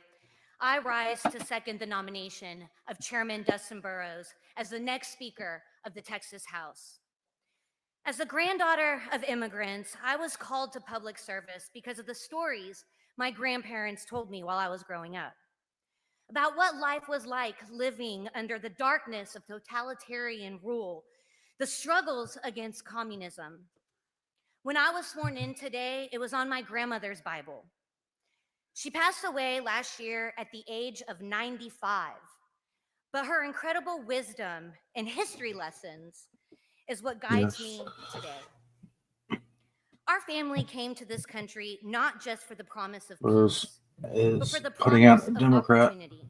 Most for one of the importantly, seconding the speeches. opportunity It's to be interesting heard. to see what his other ones will be. Members, there are forces inside and outside of this building my grandmother would recognize immediately. Ones dedicated to shutting down discourse, dedicated to ending opportunities for people like me and districts like mine from having a seat at the table. My family stories taught me that the importance of our democratic institutions is about the freedom to speak, the freedom to disagree, but ultimately to work together, free from fear of intimidation or reprisal. From McKinney to McAllen, Texas moves forward when we work together, even when we disagree. And I can guarantee you, I will disagree with Chairman Destin Burrows. However, we need a speaker who will cultivate an environment allowing us to work through our disagreements with mutual respect. That's why I'm supporting Dustin Burrows. Not because we agree on everything, but because he understands that this house, this is the people's house. It's for all Texans, even Democrats from Collin County. When Dustin Burrows embarked on his speaker campaign, he didn't start by alienating 62 duly elected members of this body. He did it with mutual respect and reaching out to members throughout this body. So take a minute and look around this chamber and think about the members that you know that are supporting Chairman Burrows. Freshman members you might have just met, to senior members who you look up to for mentorship. Rural and urban voices, conservatives, moderates, and yes, even progressives. It looks like Texas, all of Texas. And to my Democratic colleagues, I know some of y'all are thinking about waiting for a second ballot, but friends, today is not the time to play risky games. That's exactly what the people who want to silence our voice want this chamber to do today. So members, look around this historic chamber again. Notice the paintings and the composites on the wall, the generations who came before us. This should be a reminder that this house is bigger than any one party and any one person. That's what this vote is about. What institution we leave when our time here comes to an end. So members, it's time to clock in and get to work for the people of Texas. And that starts with our first vote for our next speaker, Chairman Dustin Burrows. And let's show Texas that its leaders will not bend the knee to intimidation, but instead rise up, united, to protect the independence of this Texas House of Representatives. Thank you, members. God bless Texas, and let's get to work. The chair recognizes the Honorable Yolanda Jones of Harris County to make the next seconding speech for Ana Maria Rodriguez Ramos of Dallas County. Thank you. I rise today to second the nomination of Representative Ana Maria Ramos as Speaker of the Texas House of Representatives for the 89th legislative session. Democrats, we are at a crossroads. Our decision today won't just shape this legislative session, but the future of our party and our state. Texans, especially the voiceless and overlooked, are watching us. They need to see that we have the courage to fight for them, even when it's tough. The 88th legislative session taught us that when we stand together, we can win. We were the minority party then. We defeated school vouchers with Republican allies. But the voucher fight is not over. They're on the table again. And with the wrong speaker, trust me, they'll be shoved down our throats. It'll be the first step in dismantling public education, robbing our kids of a free education. Representative Ana Maria Ramos will stand with us in this fight. But this fight isn't just about vouchers. It's about everything we stand for as Democrats and poor people in Texas. It's about stopping hate, the hate of diversity, equity, and inclusion, of immigrants, of the LGBTQ+ community. It's about defending rights, the rights of parents to choose the best medical care for their children, and women to choose what's best for our bodies without state interference, the right to be paid a living wage for an honest day's work. It's about fully funding historically Black colleges and universities. But y'all don't know, that's called HBCUs, because I found out a whole bunch of people in this chamber don't know what an HBCU is. It's about fully funding public education, especially neighborhood schools. It's about criminal justice reform, affordable health care, which includes expanding Medicaid. It's about affordable housing and affordable groceries, creating more jobs and fixing the grid, making Texas a place where hardworking people, not just rich, have the opportunity to succeed. The only speaker candidate that has pledged to fight these priorities is Representative Ana Maria Ramos. Those that are in leadership and those that are running have vowed to keep us out as chairs. Some really bad bills passed last session. They hurt my constituents. Our constituents want us to stand up and fight for them unapologetically, even if there's a chance we could lose. Representative Ramos will do just that. As I reflect on this moment, I'm reminded of Harriet Tubman, who said she could have freed so many more people if they only knew they were enslaved. Right now, some of us are enslaved, not by chains, but by fear of losing, fear of retaliation, fear of standing up to our oppressors. Even if you think Ana Maria Ramos can't ultimately win this first round, I think we should show Texans that we can stand together. I'm personally voting for Ana Maria Ramos because she's the only Democrat in this race. Y por mi familia latina, mi abuela siempre decía que no se puede saber quién es la gente en los buenos tiempos. Se descubre en los tiempos difíciles. Supongo que los tejanos verán quién es el caucus demócrata de la Cámara de Representantes en este momento difícil. My grandmother always said, you can't tell who people are in good times. You find out in hard times. I guess Texas will see who the House Democratic Caucus is in this tough time. And I respectfully ask for you to vote for Ana Maria Ramos for Speaker of the Texas House. Thank you. The chair recognizes the Honorable James Frank of Wichita County to make this next seconding speech for David Cook of Tarrant County. Thank you, Madam Secretary. Members, it's my honor today to second the nomination of David Cook for the position of Speaker of the Texas House. I've had the pleasure of serving in this body, sometimes the challenge of serving in this body, for the last 12 years. When the people of Wichita Falls, where I live, ask me how they should pray for me during the session, I usually tell them three things. I said, pray for a big brain, a big heart, and a small ego. I said, pray for wisdom beyond myself, because I need it for the many complex issues that face the 30 million people in the state. For big heart, for compassion that truly helps others without making them dependent.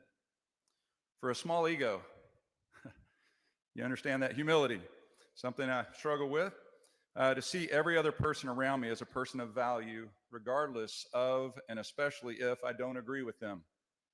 So why do I tell you that during a seconding speech for David Cook? Because for the past two sessions, I have had a seat directly behind David Cook on the House floor, and I have seen all three of these qualities in him. For those of you all who have served, you know that you get an inside look at a person's character during those long days and nights on the floor. And David Cook truly does have wisdom and a big brain. He's a lawyer, the long-term former mayor, and he has become a leader in his short time in the House. He has a big heart. He has compassion. He works on juvenile justice reform, the bills that he works on. He has helped me with the CPS bills that I have worked on. He wants good things for people. And he has a small ego. He has humility, which, given the importance of the role and the gravity of the role that we are about to vote on, may be the most important characteristic of the three. David is a good man, but he is not just a good man. He is committed to making sure that every single member of the House is heard and that you are able to represent your district. If you're a Republican today, the choice is clear. Our caucus met and elected a speaker nominee. Today, we simply follow through on the promise that we made our constituents. If you're a Democrat here today, why should you vote for David Cook? I would suggest it's a seat at the table.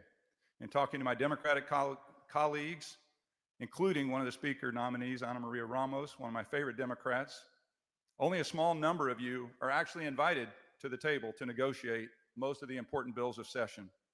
Even fewer of you have input on the appropriations process, even though it directly impacts your district, even though each of us represent the same 200,000 people. David is committed to the kind of consistent meetings during session that will help ensure that every single member in both parties gets their opinions heard for those who want their opinions heard. Members' input is why most of us ran. I wasn't going to make that 1 minute left. All right. Input, members, is why most of us ran, to influence policies on behalf of our districts, not to be told by a select group in leadership how to vote and what our districts would get. Because at the end of the day, this vote is not really about the individuals running for speaker, but about your individual ability to represent your district. I believe that David Cook gives more members an opportunity to actually represent their district than any other candidate. Please join me in voting for David Cook as Speaker of the Texas House. Thanks. The chair recognizes the Honorable Tony Rose of Dallas County to make the next seconding speech for Dustin Burrows of Lubbock County.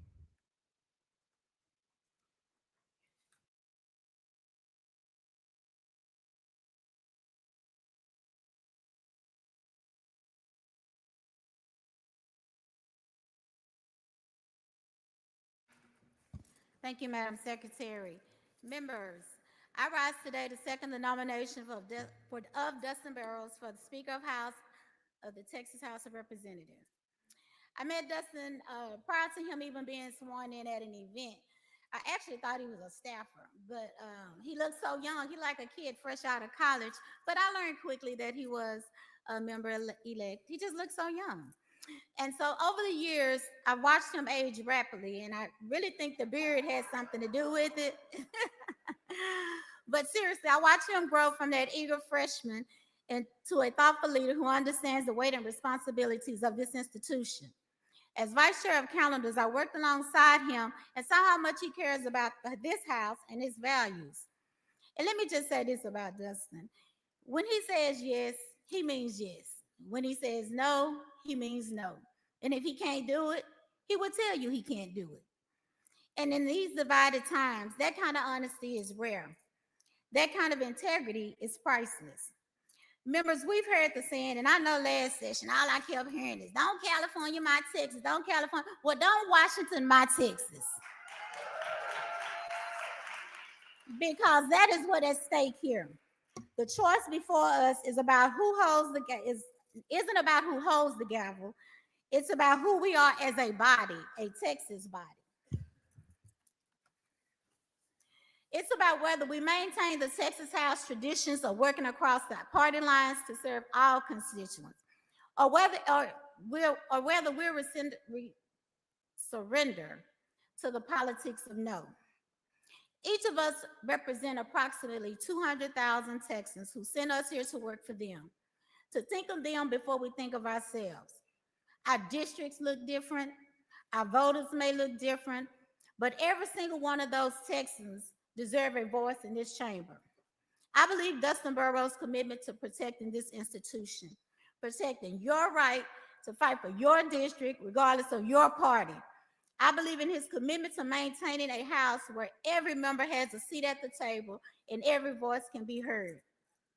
I second his nomination, knowing we will disagree on policy issues, just like my colleague, Representative Plesser said. That's a fact. I disagree with some of the policy that some of the Democrats make. So, I mean, that's just a fact. You're just going to disagree on policy. But what I do know is that he's a leader who would at least have a conversation. And so that's a conversation that my constituents deserve as Texans. I'm asking you to take a step back and look at the big picture. Truth doesn't have a party label. And the ability to say what you mean and mean what you say, that doesn't have a party label either. It's called representing. And that is what I was sent here to do. Dustin Burrows is committed to fairness and protecting the traditions of this house. I know because I witnessed it. He stood on the front lines to ensure the passage of my bill to extend postpartum care for 12 months. When I was having issues, he stood at the front. I mean, he was the first one to say, what can I do to help? What do we need to do? This is the kind of leader we need. One who will make sure everyone is able to represent their district. He will be the kind of speaker who can help us find common ground to solve the common problems facing our district and our state. And that's why I am proud to second the nomination of Dustin Burrows as the next Speaker of the Texas House. Thank you, and may God bless this House. May God bless my constituents, and may God bless the great state of Texas. The chair recognizes the Honorable Ana Maria Rodriguez Ramos of Dallas County to make the final seconding speech for Ana Maria Rodriguez Ramos of Dallas County. Buenas tardes. We mixed this up, didn't we?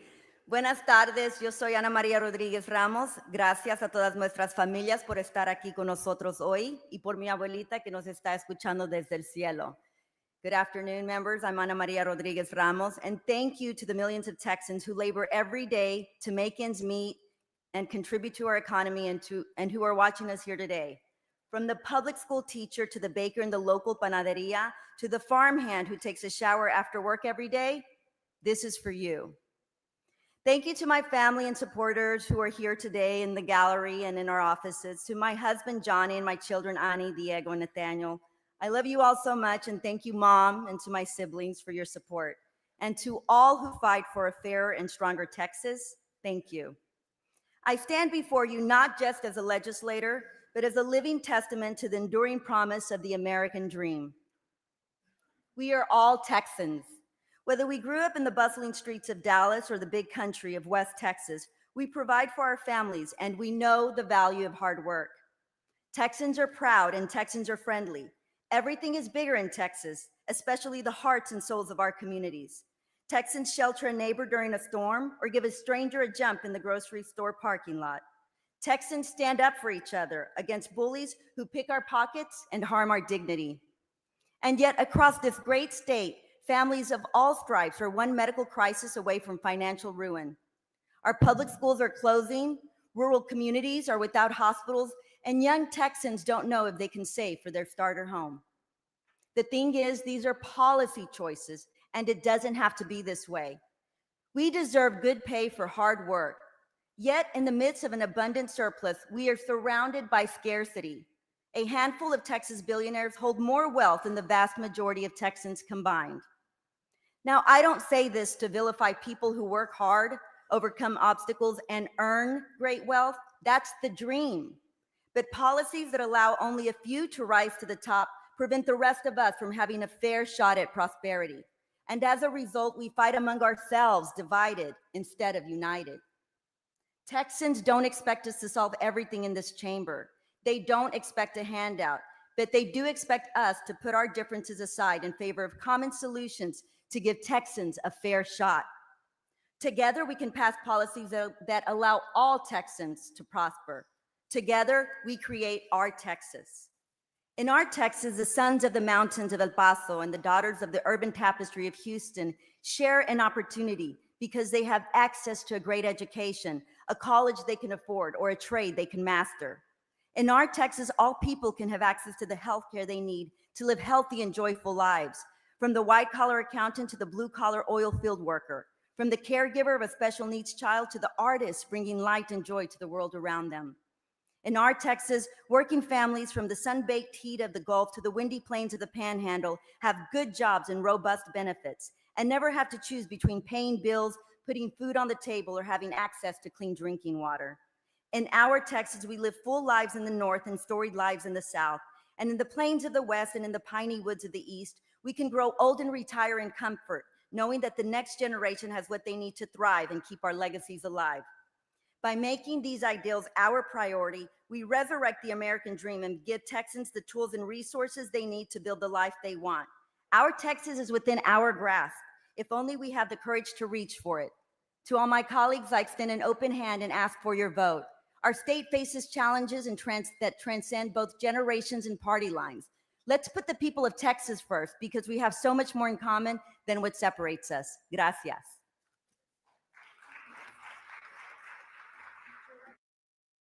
Chair recognizes the Honorable Richard Raymond of Webb County to make the final seconding speech for David Cook of Tarrant County.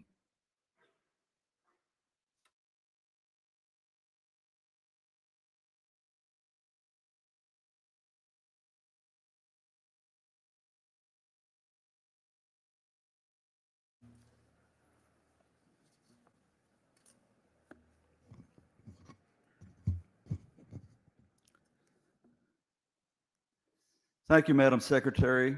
I second the nomination of David Cook as Speaker of the House.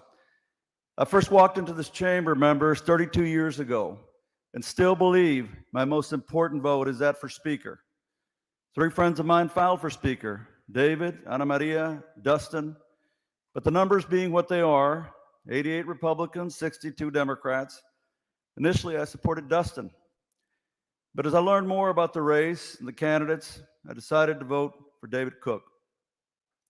Among other things, I looked at their time here in this chamber. I was willing to look past the things about each with which I did not agree. For example, Mr. Burrows and former Speaker Dennis Bonnen sitting in the Speaker's office trying to negotiate access, to allow access to someone if they would help them defeat Republicans and Democrats they did not like. And speaking candidly with disdain about many of you, something they both denied until they realized it had been recorded. In the end, it led to Dennis Bonnen having to retire from this chamber. But I moved past that. However, as this race began in earnest, I learned from firsthand witnesses, many of you, that it was Mr. Bonnen who was running Dustin's campaign, still running things. I'm sure he's watching now. Dennis, whose lobbying firm is appropriately and brazenly named Second Floor Strategies. I had hoped we could have a new beginning with Mr. Burrows, but that is clearly not the case, and you all know it. The more I learned about and thought about how only a few would be able to fully participate in a process and be a substantive part of the process, were we to continue with that regime, the more I knew that we must go in a new direction. I believe David Cook will take us in that new direction of allowing more of the members to be part of the process, Democrats and Republicans, not just those approved by the second floor strategist, where only a few are allowed into the room of influence and decision. I know that you want to be on the winning side. I've talked to so many of you, and I know that sometimes you fear that there will be repercussions if you are not. But we must move past those fears. We must be stronger than those fears. You know, I prayed a lot about my decision, and for me, prayers are very important. When you lose a child, as I lost my son Aaron 5 years ago, prayers are even more important in your life. I could not have continued to live were it not for prayers and my faith. So members, we must put fear aside and embrace our faith instead. We must put fear aside and put the people whom we represent ahead of those we fear. When I see the people up in this gallery, I may not agree with everything they believe, but I know that these people have something in common with the constituents in every one of our districts. They fill us with their hopes and dreams, and mostly they just ask that we not be afraid to represent them, even when it is not easy. We must move away from a house controlled by a select few. Mr. Cook is a consensus builder. You know that if you've worked with him, who believes we should all be a part of this process. I've spoken with so many of you about this race, and I know that a majority of you want a new direction, a new start, and a new beginning.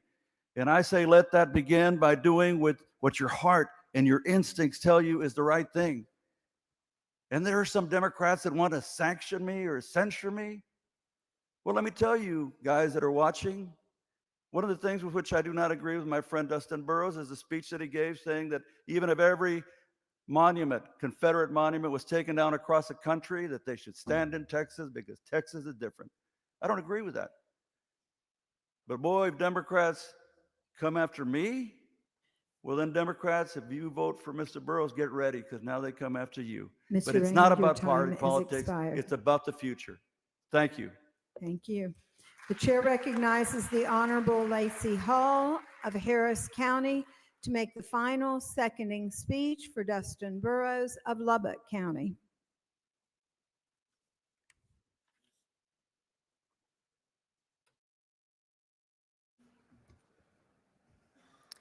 Members, I'm proud to second the nomination of Dustin Burrows as Speaker of the House, a true grassroots leader. Serving my constituents as a member of the Texas House is the honor of a lifetime. I myself became politically active after becoming a mom because I realized the issues I consider critical for my son Owen's future were critical for Texas and our country as well. So I got involved. I started locally and eventually became a precinct chair to help get out the vote.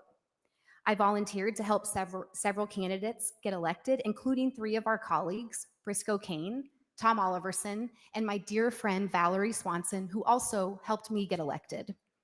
I even worked on a primary against an incumbent I poured myself into candidates and causes that I believed in. I started taking Owen with me, volunteering when he was 2 years old. You don't get more grassroots or more Texas than a woman at a polling place with hard opinions and a toddler on her hip. Unfortunately, some people have gotten the impression that being grassroots is about strutting on social media and attacking people for $50 a tweet. That's not grassroots. Grassroots is about doing the work, being the ground game. Those people work themselves to exhaustion to drive positive change. That's why I'm offended at the political machine made up of big money and bigger lies that has attempted to pull the wool over the eyes of so many hardworking Texans. Those Texans deserve the truth about this contest, so I'm here. I have always advocated relentlessly for the causes and candidates that I believe in. You can bet I'll keep doing that until my last breath. I'm especially honored to advocate for my 200,000 constituents. They put their faith in me, and I take that very seriously. Like each of you, I'm here with their best interests at heart. I'm not the only representative in this chamber who started at the grassroots level. So did my colleague and friend, Dustin Burrows. In spite of all the fabrications and flat out lies that you have heard about him lately, Dustin is a product of the grassroots and a man of unshakable integrity. Dustin is too humble to show you the pairs of shoes that he wore out block walking, but he is the leader who has always done the work. The precinct chairs were so impressed by his hard work that they selected him to fill the vacant seat in his district. And he still has the support of his local party, precinct chairs, and grassroots. He's a battle-scarred, fellow fighter grassroots guy. In the House, he's held numerous roles and even knows what it's like to vote his conscience against a speaker regardless of consequences. He is a thoughtful leader who knows how to get things done for his district and do what's best for Texas. I'm talking about the Texas I want to shape for my son Owen, who is here today representing his generation that is relying on us to secure our state's future. In this session, we can do that if we're selfless. We can do that if we're united, and we can do that if we're willing to stand up to the big money AstroTurf machine seeking to control this chamber. I mean, what's more Texan than standing on principle? So let the big money machine keep spreading those lies and threats. I will not waver. I will not be intimidated, and neither should you. As a mother and as a Texan, I will keep standing on principle and do what's right for my constituents. And that starts with choosing Dustin Burrows as our speaker. His commitment to this House is unwavering. His integrity is unshakable. And his willingness to just do the work like he always has is unmatched. Members, I welcome you to join me and cast your vote for the grassroots veteran who embodies the best of our state. Ms. Hull, your time has expired. Thank you. Representative Dustin Burrows. Thank you. Thank you. Members, under the terms of the resolution adopted by the House, the vote for the Speaker of the House of Representatives of the 89th Legislature shall be conducted using the voting machine. Pursuant to that resolution, I will now draw lots to determine the color of the light on the machine for each nominee. I will draw the colors in the order each candidate was nominated. Y'all trust me? Okay. All right. All right. Here, we're turning off the microphone. What? My fingers don't.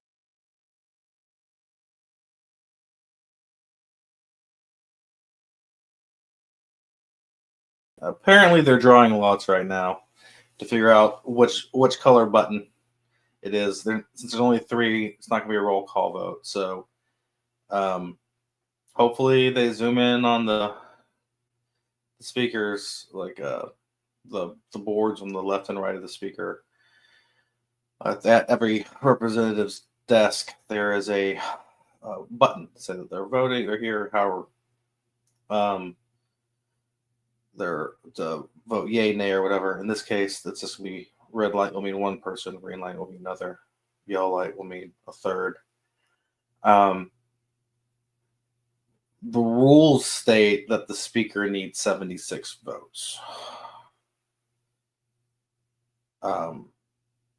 So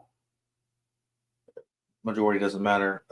After the first round of voting, whoever gets third, should no one get 76, whoever gets third will be removed from consideration, and then only 2 people will be up. And it's expected that those 2 people will be Burrows and Cook.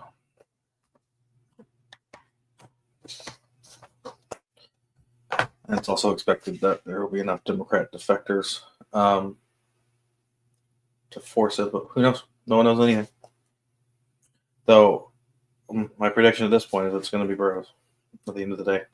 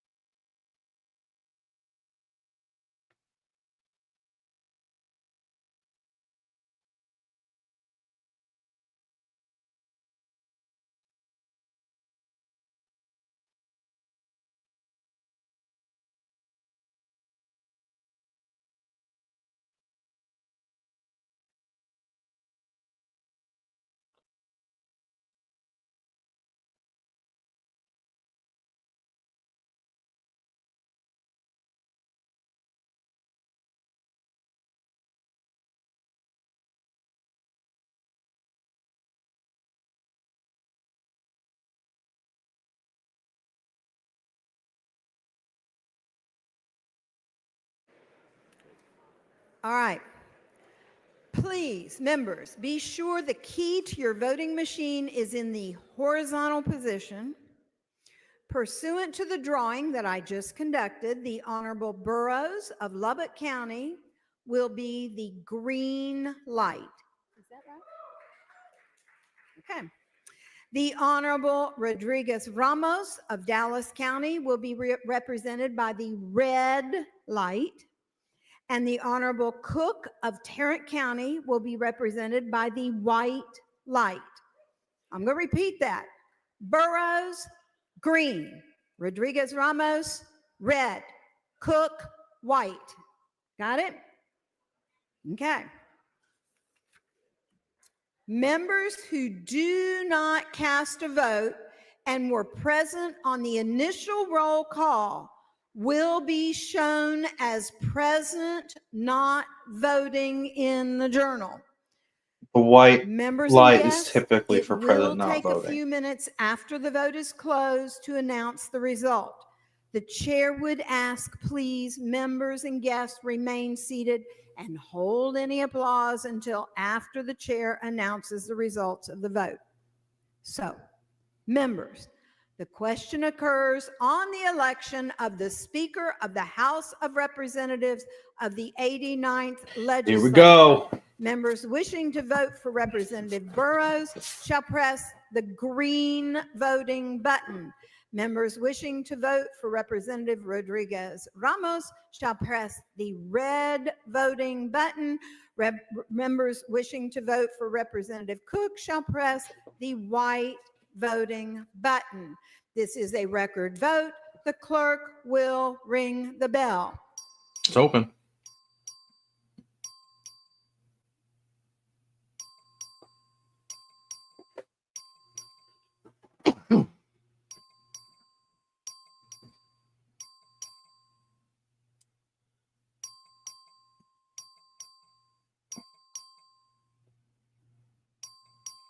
Give me a second. Have all members... I got a couple lights here that aren't going, technical people.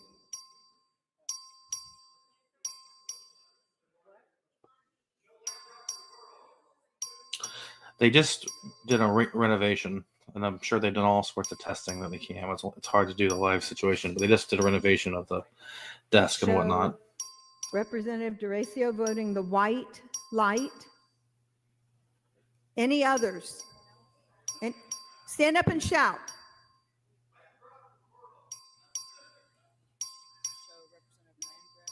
Show Landgraf voting green light. Anybody else? Stand up and shout. Anybody else?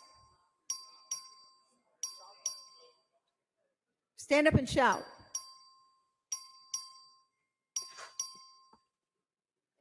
Anybody else?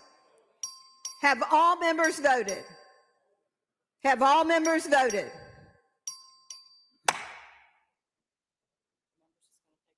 Members, it's going to take a few minutes to get the record vote It's a lot of printout. green. So hang on. Sit tight.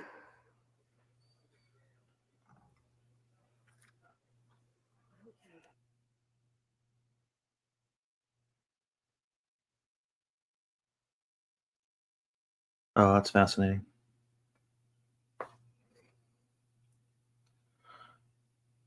It's a lot of white too. It's a lot of red. I have no idea. Based off the photos I'm looking at, it looks like it was second ballot. Like I said, I think it's going to be cooking. Yeah, no winner on round one. Anyone interesting? 1, 2, 3, 4, 5, 6, 7, 8, 9, 10, 11, 12, 13, 14, 15, 16, 17, 18, 19, 20, 21, 22, 22 red. See what they do. See if they just don't vote or whatever on the next ballot.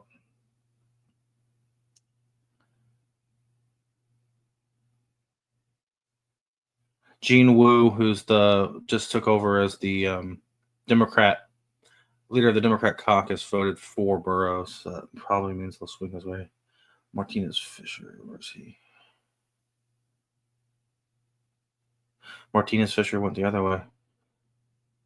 I wonder if that's just an internal caucus thing. Oh, it's hard to say any of this.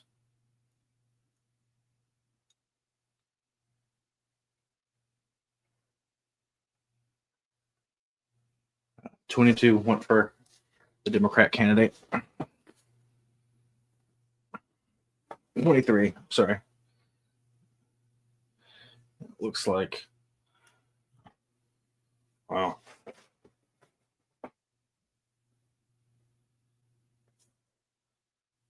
$56. 71 green. 23 red. There are some present not voting.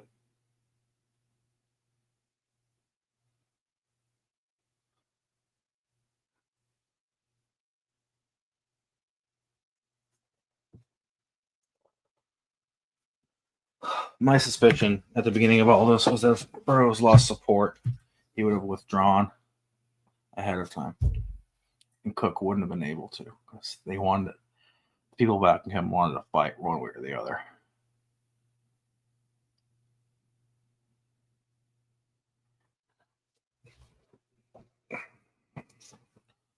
How did Smithy go? Sorry, I'm looking at a photo of the stuff. Smithy went Cook.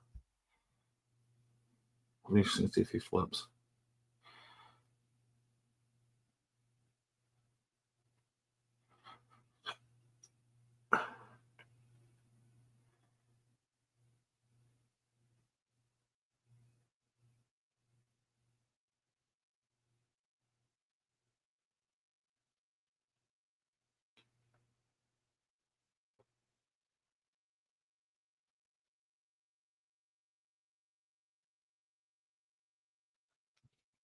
Brad Johnson posted a photo of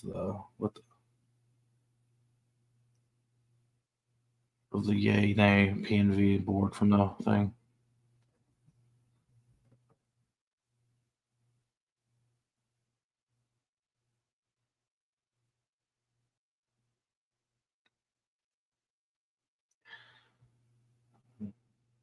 Basically a 3-hour stream. Yeah, here we go. Final results. Members, if you'd return to your seats, please. There are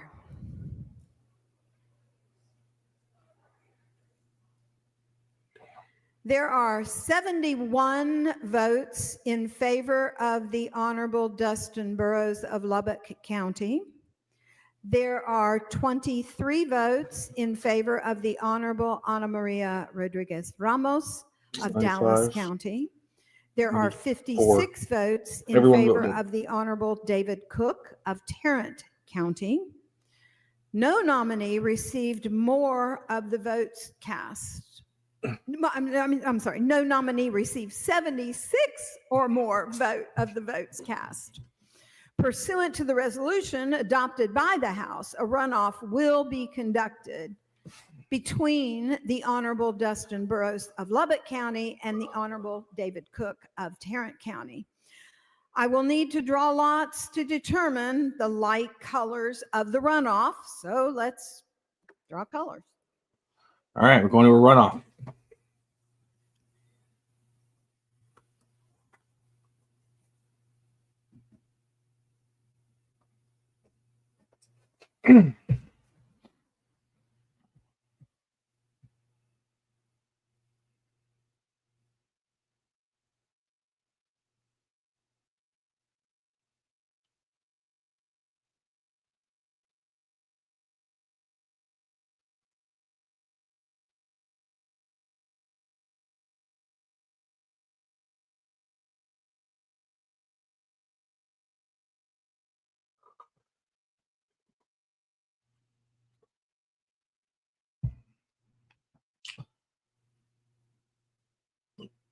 So Burrows needs to pick up 5 votes, and Cook needs to pick up 20. What do I know that's about to happen?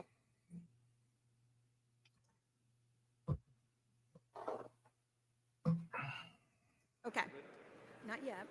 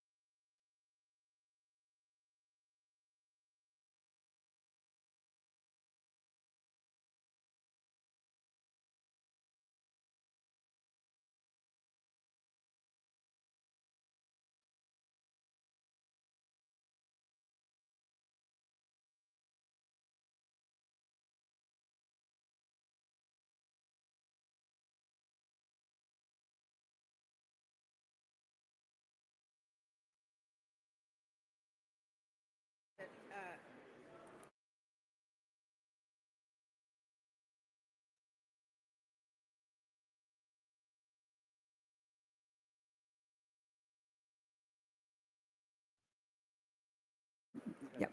Members, let's return to your seats, please.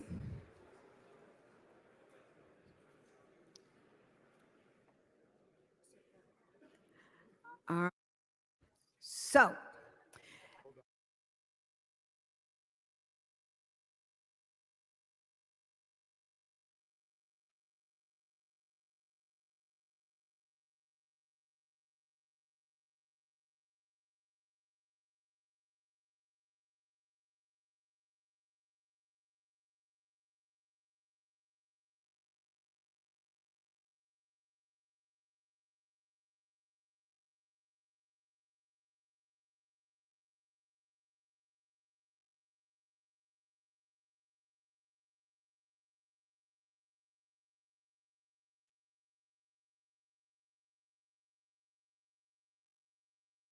Yes. The Honorable Dustin Burrows of Lubbock will be represented by the green light. The Honorable David Cook of Tarrant County will be represented by the red light. And the white light will be used by those members who wish to be recorded as present, not voting. Members and guests remain seated and hold your applause, until after the chair announces the results of the vote. Members, the question occurs on the election of the Speaker of the House of Representatives of the 89th Legislature. Members wishing to vote for Representative Burrows shall press the green voting button. Members wishing to vote for Representative Cook shall press the red button. And members wishing to be recorded as present, not voting, shall press the white button. This is a record vote. The clerk will ring the bell. I'm sorry.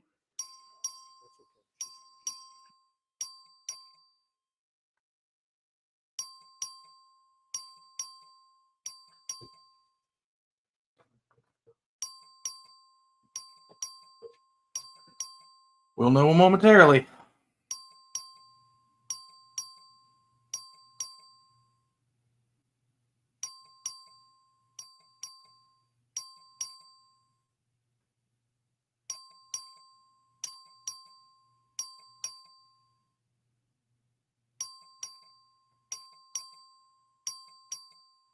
Have all members voted? Have all members voted? And are all your machines working? Have all members voted? Burrows wins. 55 to 9.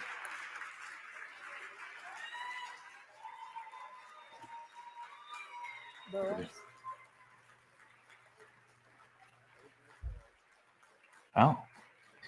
Speaker-elect Burrows, it appears, for the next 5 minutes until we get sworn in.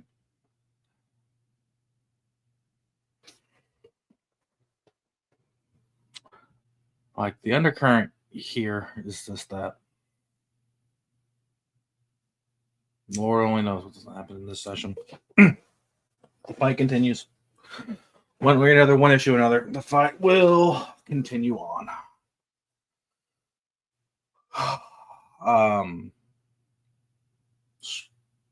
First thing on the agenda is going to be finalizing the rules for this year, for this session, or at least selecting the rules committee since it's a new speaker. That might take a little bit longer. Figuring out when they're going to gavel in, and then they'll select committees. Then they'll start referring bills to committees. And at that point, the real action starts. Any number of things cannot happen for most legislation. It's a slow process. The governor will start announcing his priorities, Members, take your seats. which can be taken up at any time. It's like special session rules There for those. are 85 votes in favor of the Honorable Dustin Burrows of Lubbock County.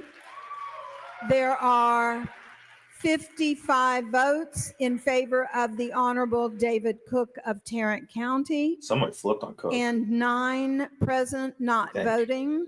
Pursuant to the Constitution and laws of the state of Texas, I declare the Honorable Dustin Burrows of Lubbock County to be the duly elected Speaker of the House of Representatives of the 89th Legislature. Will the Speaker-elect and your family please assemble at the Chief Clerk's office and proceed to the dais?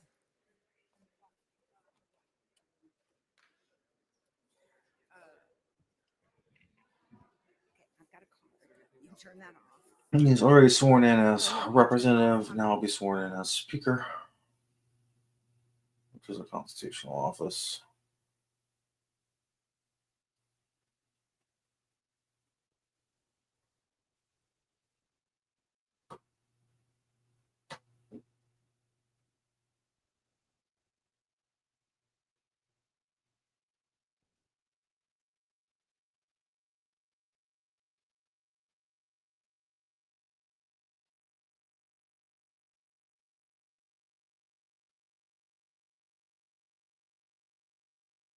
Crazy, crazy, crazy. Well,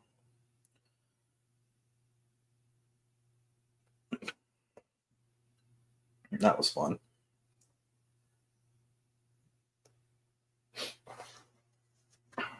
A night starts off with a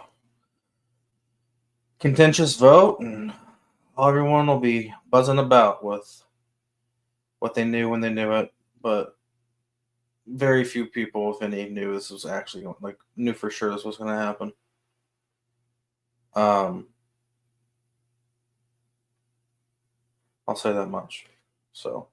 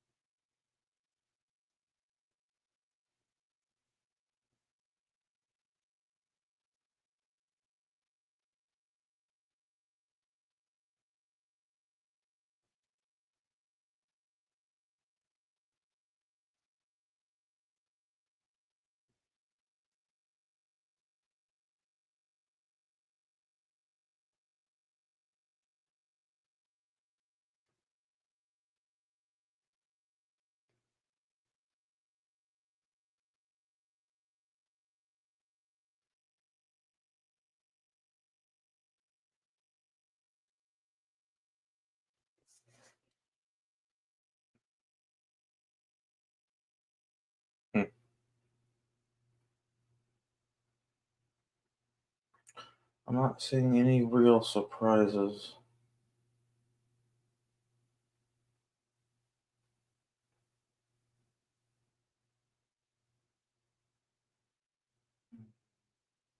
Peas.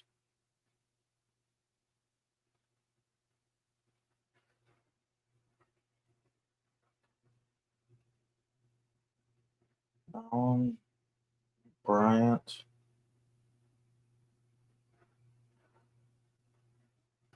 Earlier. Davis. Good one. That's interesting. And also Mazza. Okay.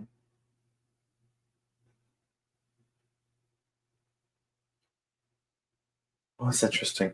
Because Rodriguez Ramos swung her support to Cook. You'd think. Whatever. Oh, it switched.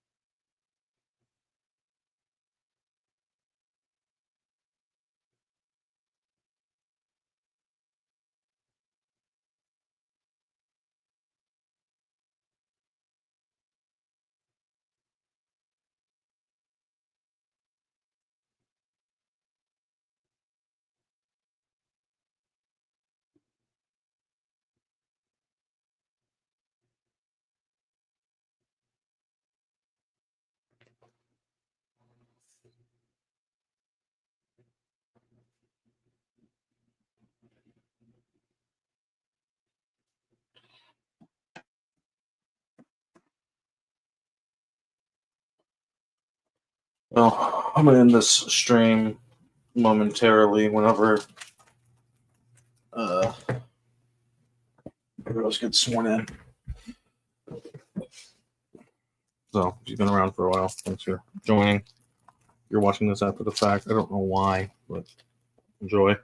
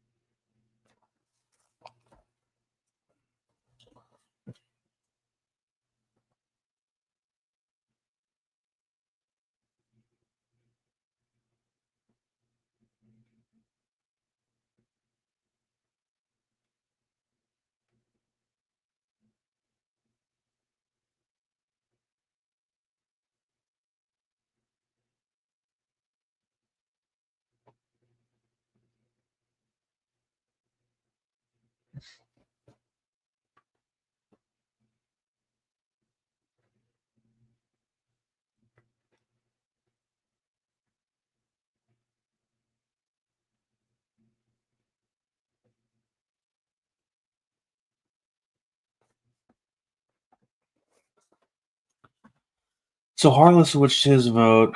Krennic switched his vote, which also means that somebody switched from one to the other. So someone switched from the wings side to the losing side at the last second. No idea who that was.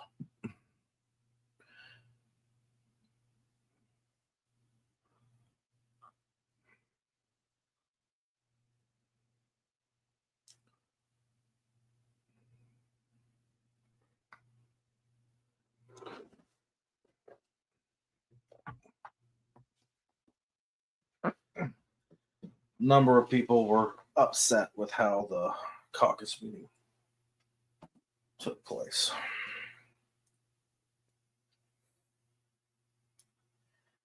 But I'm gonna step away until I guess Burrows comes and does his stuff.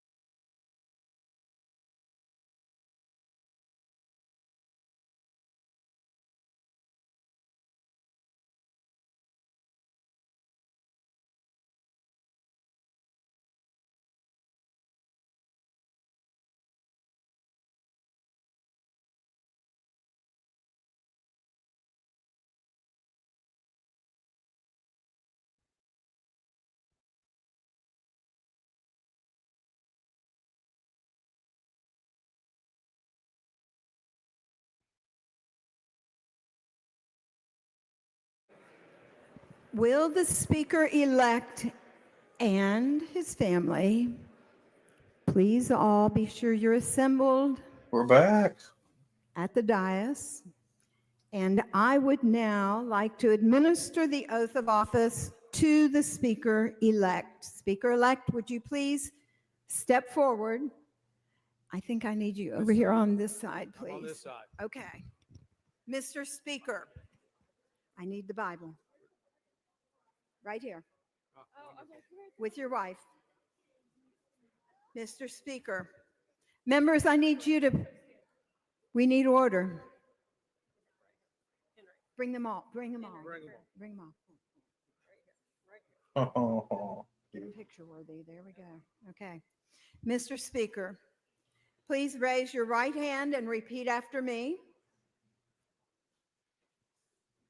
I, Dustin Burrows, I, Dustin Burrows, do solemnly swear do solemnly swear that I will faithfully execute that I will faithfully execute the duties of the office the duties of the office of Speaker of the House of Representatives of Speaker of the House of Representatives of the 89th Legislature of the 89th Legislature of the State of Texas, of the State of Texas, and will, to the best of my ability, and will, to the best of my abilities, preserve, protect, and defend preserve, protect, and defend the Constitution and laws the Constitution and laws of the United States of the United States and of this state. and of this state. So help me God. So help me God. Congratulations, Mr. Speaker. Thank you.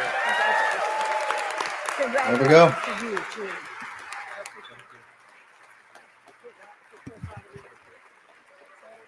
At this time, the secretary would recognize the Honorable Greg Bonin of Galveston County. Greg Bonin is the former speaker's brother. Thank you, Madam Secretary. It is my honor and my privilege to stand in front of you and to introduce to you Speaker Burrows and his family. Joining us on the dais, we have Elizabeth Burrows, Speaker Burrows' wife. There are three sons, Davis, Whitby, and Henry, who enjoy all kinds of things, including camels and violins and tennis. We have Francis Howes, his father-in-law, Diane Hawes, mother-in-law, Laura McCamey, sister-in-law, Zach McCamey, brother-in-law, Madeline McCamey, niece, Max McCamey, nephew, Oliver McCamey, nephew, Sarah Steves, aunt, Sam Steves, uncle, and Daryl Tanner, aunt. This has been a difficult time for many of us, but we are here, and it is time for us to come together, and you're going to hear from the person who I think is best able to carry us forward.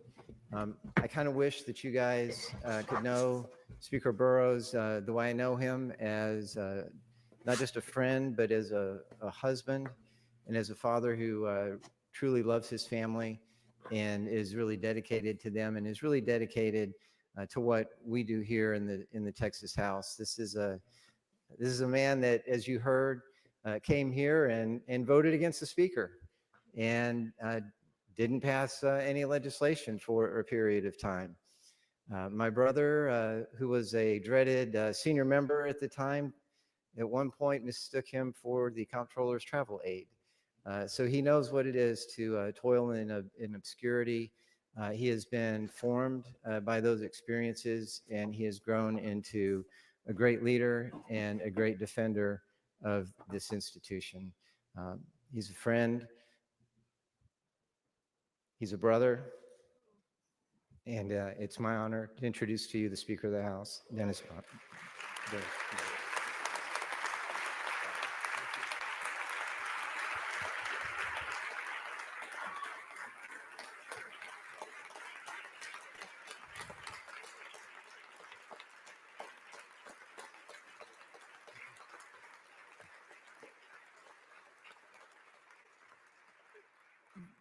Thank you, members and friends. You'll bear with me. I had hoped I had a chance to actually preview what I'm about to say before I did, but we have been obviously working to the last minute for this. And let me say this. Members, honored friends, fellow Texans, at the midpoint of an exciting day, on the heels of an eventful couple of months, I am honored beyond words to stand before you as Speaker. I'm a firm believer in servant leadership. So just imagine my spot at the bottom of the House organizational chart, supporting every one of you in your obligations to your district and to our great state. You represent millions of Texas families who entrusted you with their vote and their future. So as I begin, I want to thank my own family, my wife Elizabeth, our 3 boys, Davis, Whitby, and Henry, for their support during a challenging season. I love you and I appreciate you. I also want to recognize and commend all of the families of the members present here today. We stand on the brink of a 140-day session in which sacrifices we make in serving Texas come to rest on your shoulders as well. I ask my fellow members to join me in showing our appreciation to each other with a round of applause.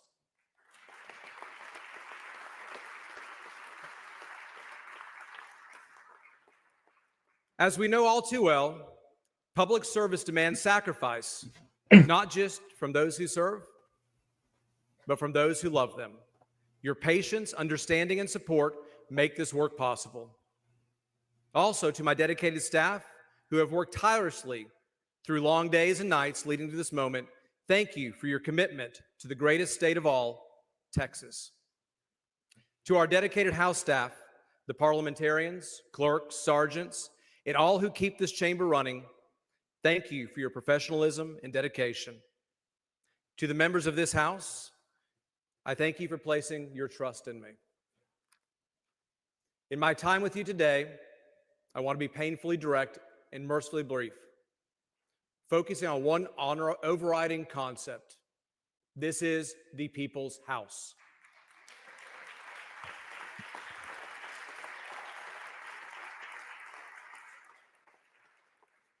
Each of us was dispatched from our home districts with needs, dreams, and hopes of our constituents in our keep. Each of us has a role to play in the people's house. During my time in this chamber, I've occupied every station, from what felt like the highest to what had to be the lowest, sometimes in the same session. I've carried major legislation and minor bills and experienced sessions with no bills at all. Each role, each experience has taught me something essential about this institution we call the People's House. I stand here today because of mentors who showed me the way. I remember great Garnet Coleman, who chaired my first committee and shared wisdom I have never forgotten. He told me, we all have the same people, poor people, wealthy people, and everything in between, united by the fact they all have problems. But at the end of the day, Stuff is we have running to out of work battery. together I'm because gonna of jump who we off and represent. turn this off We whenever work for no one's people. here. I can just kill it. Sam Houston once said, a leader is someone who helps improve the lives of other people or improves the system they live under. Those words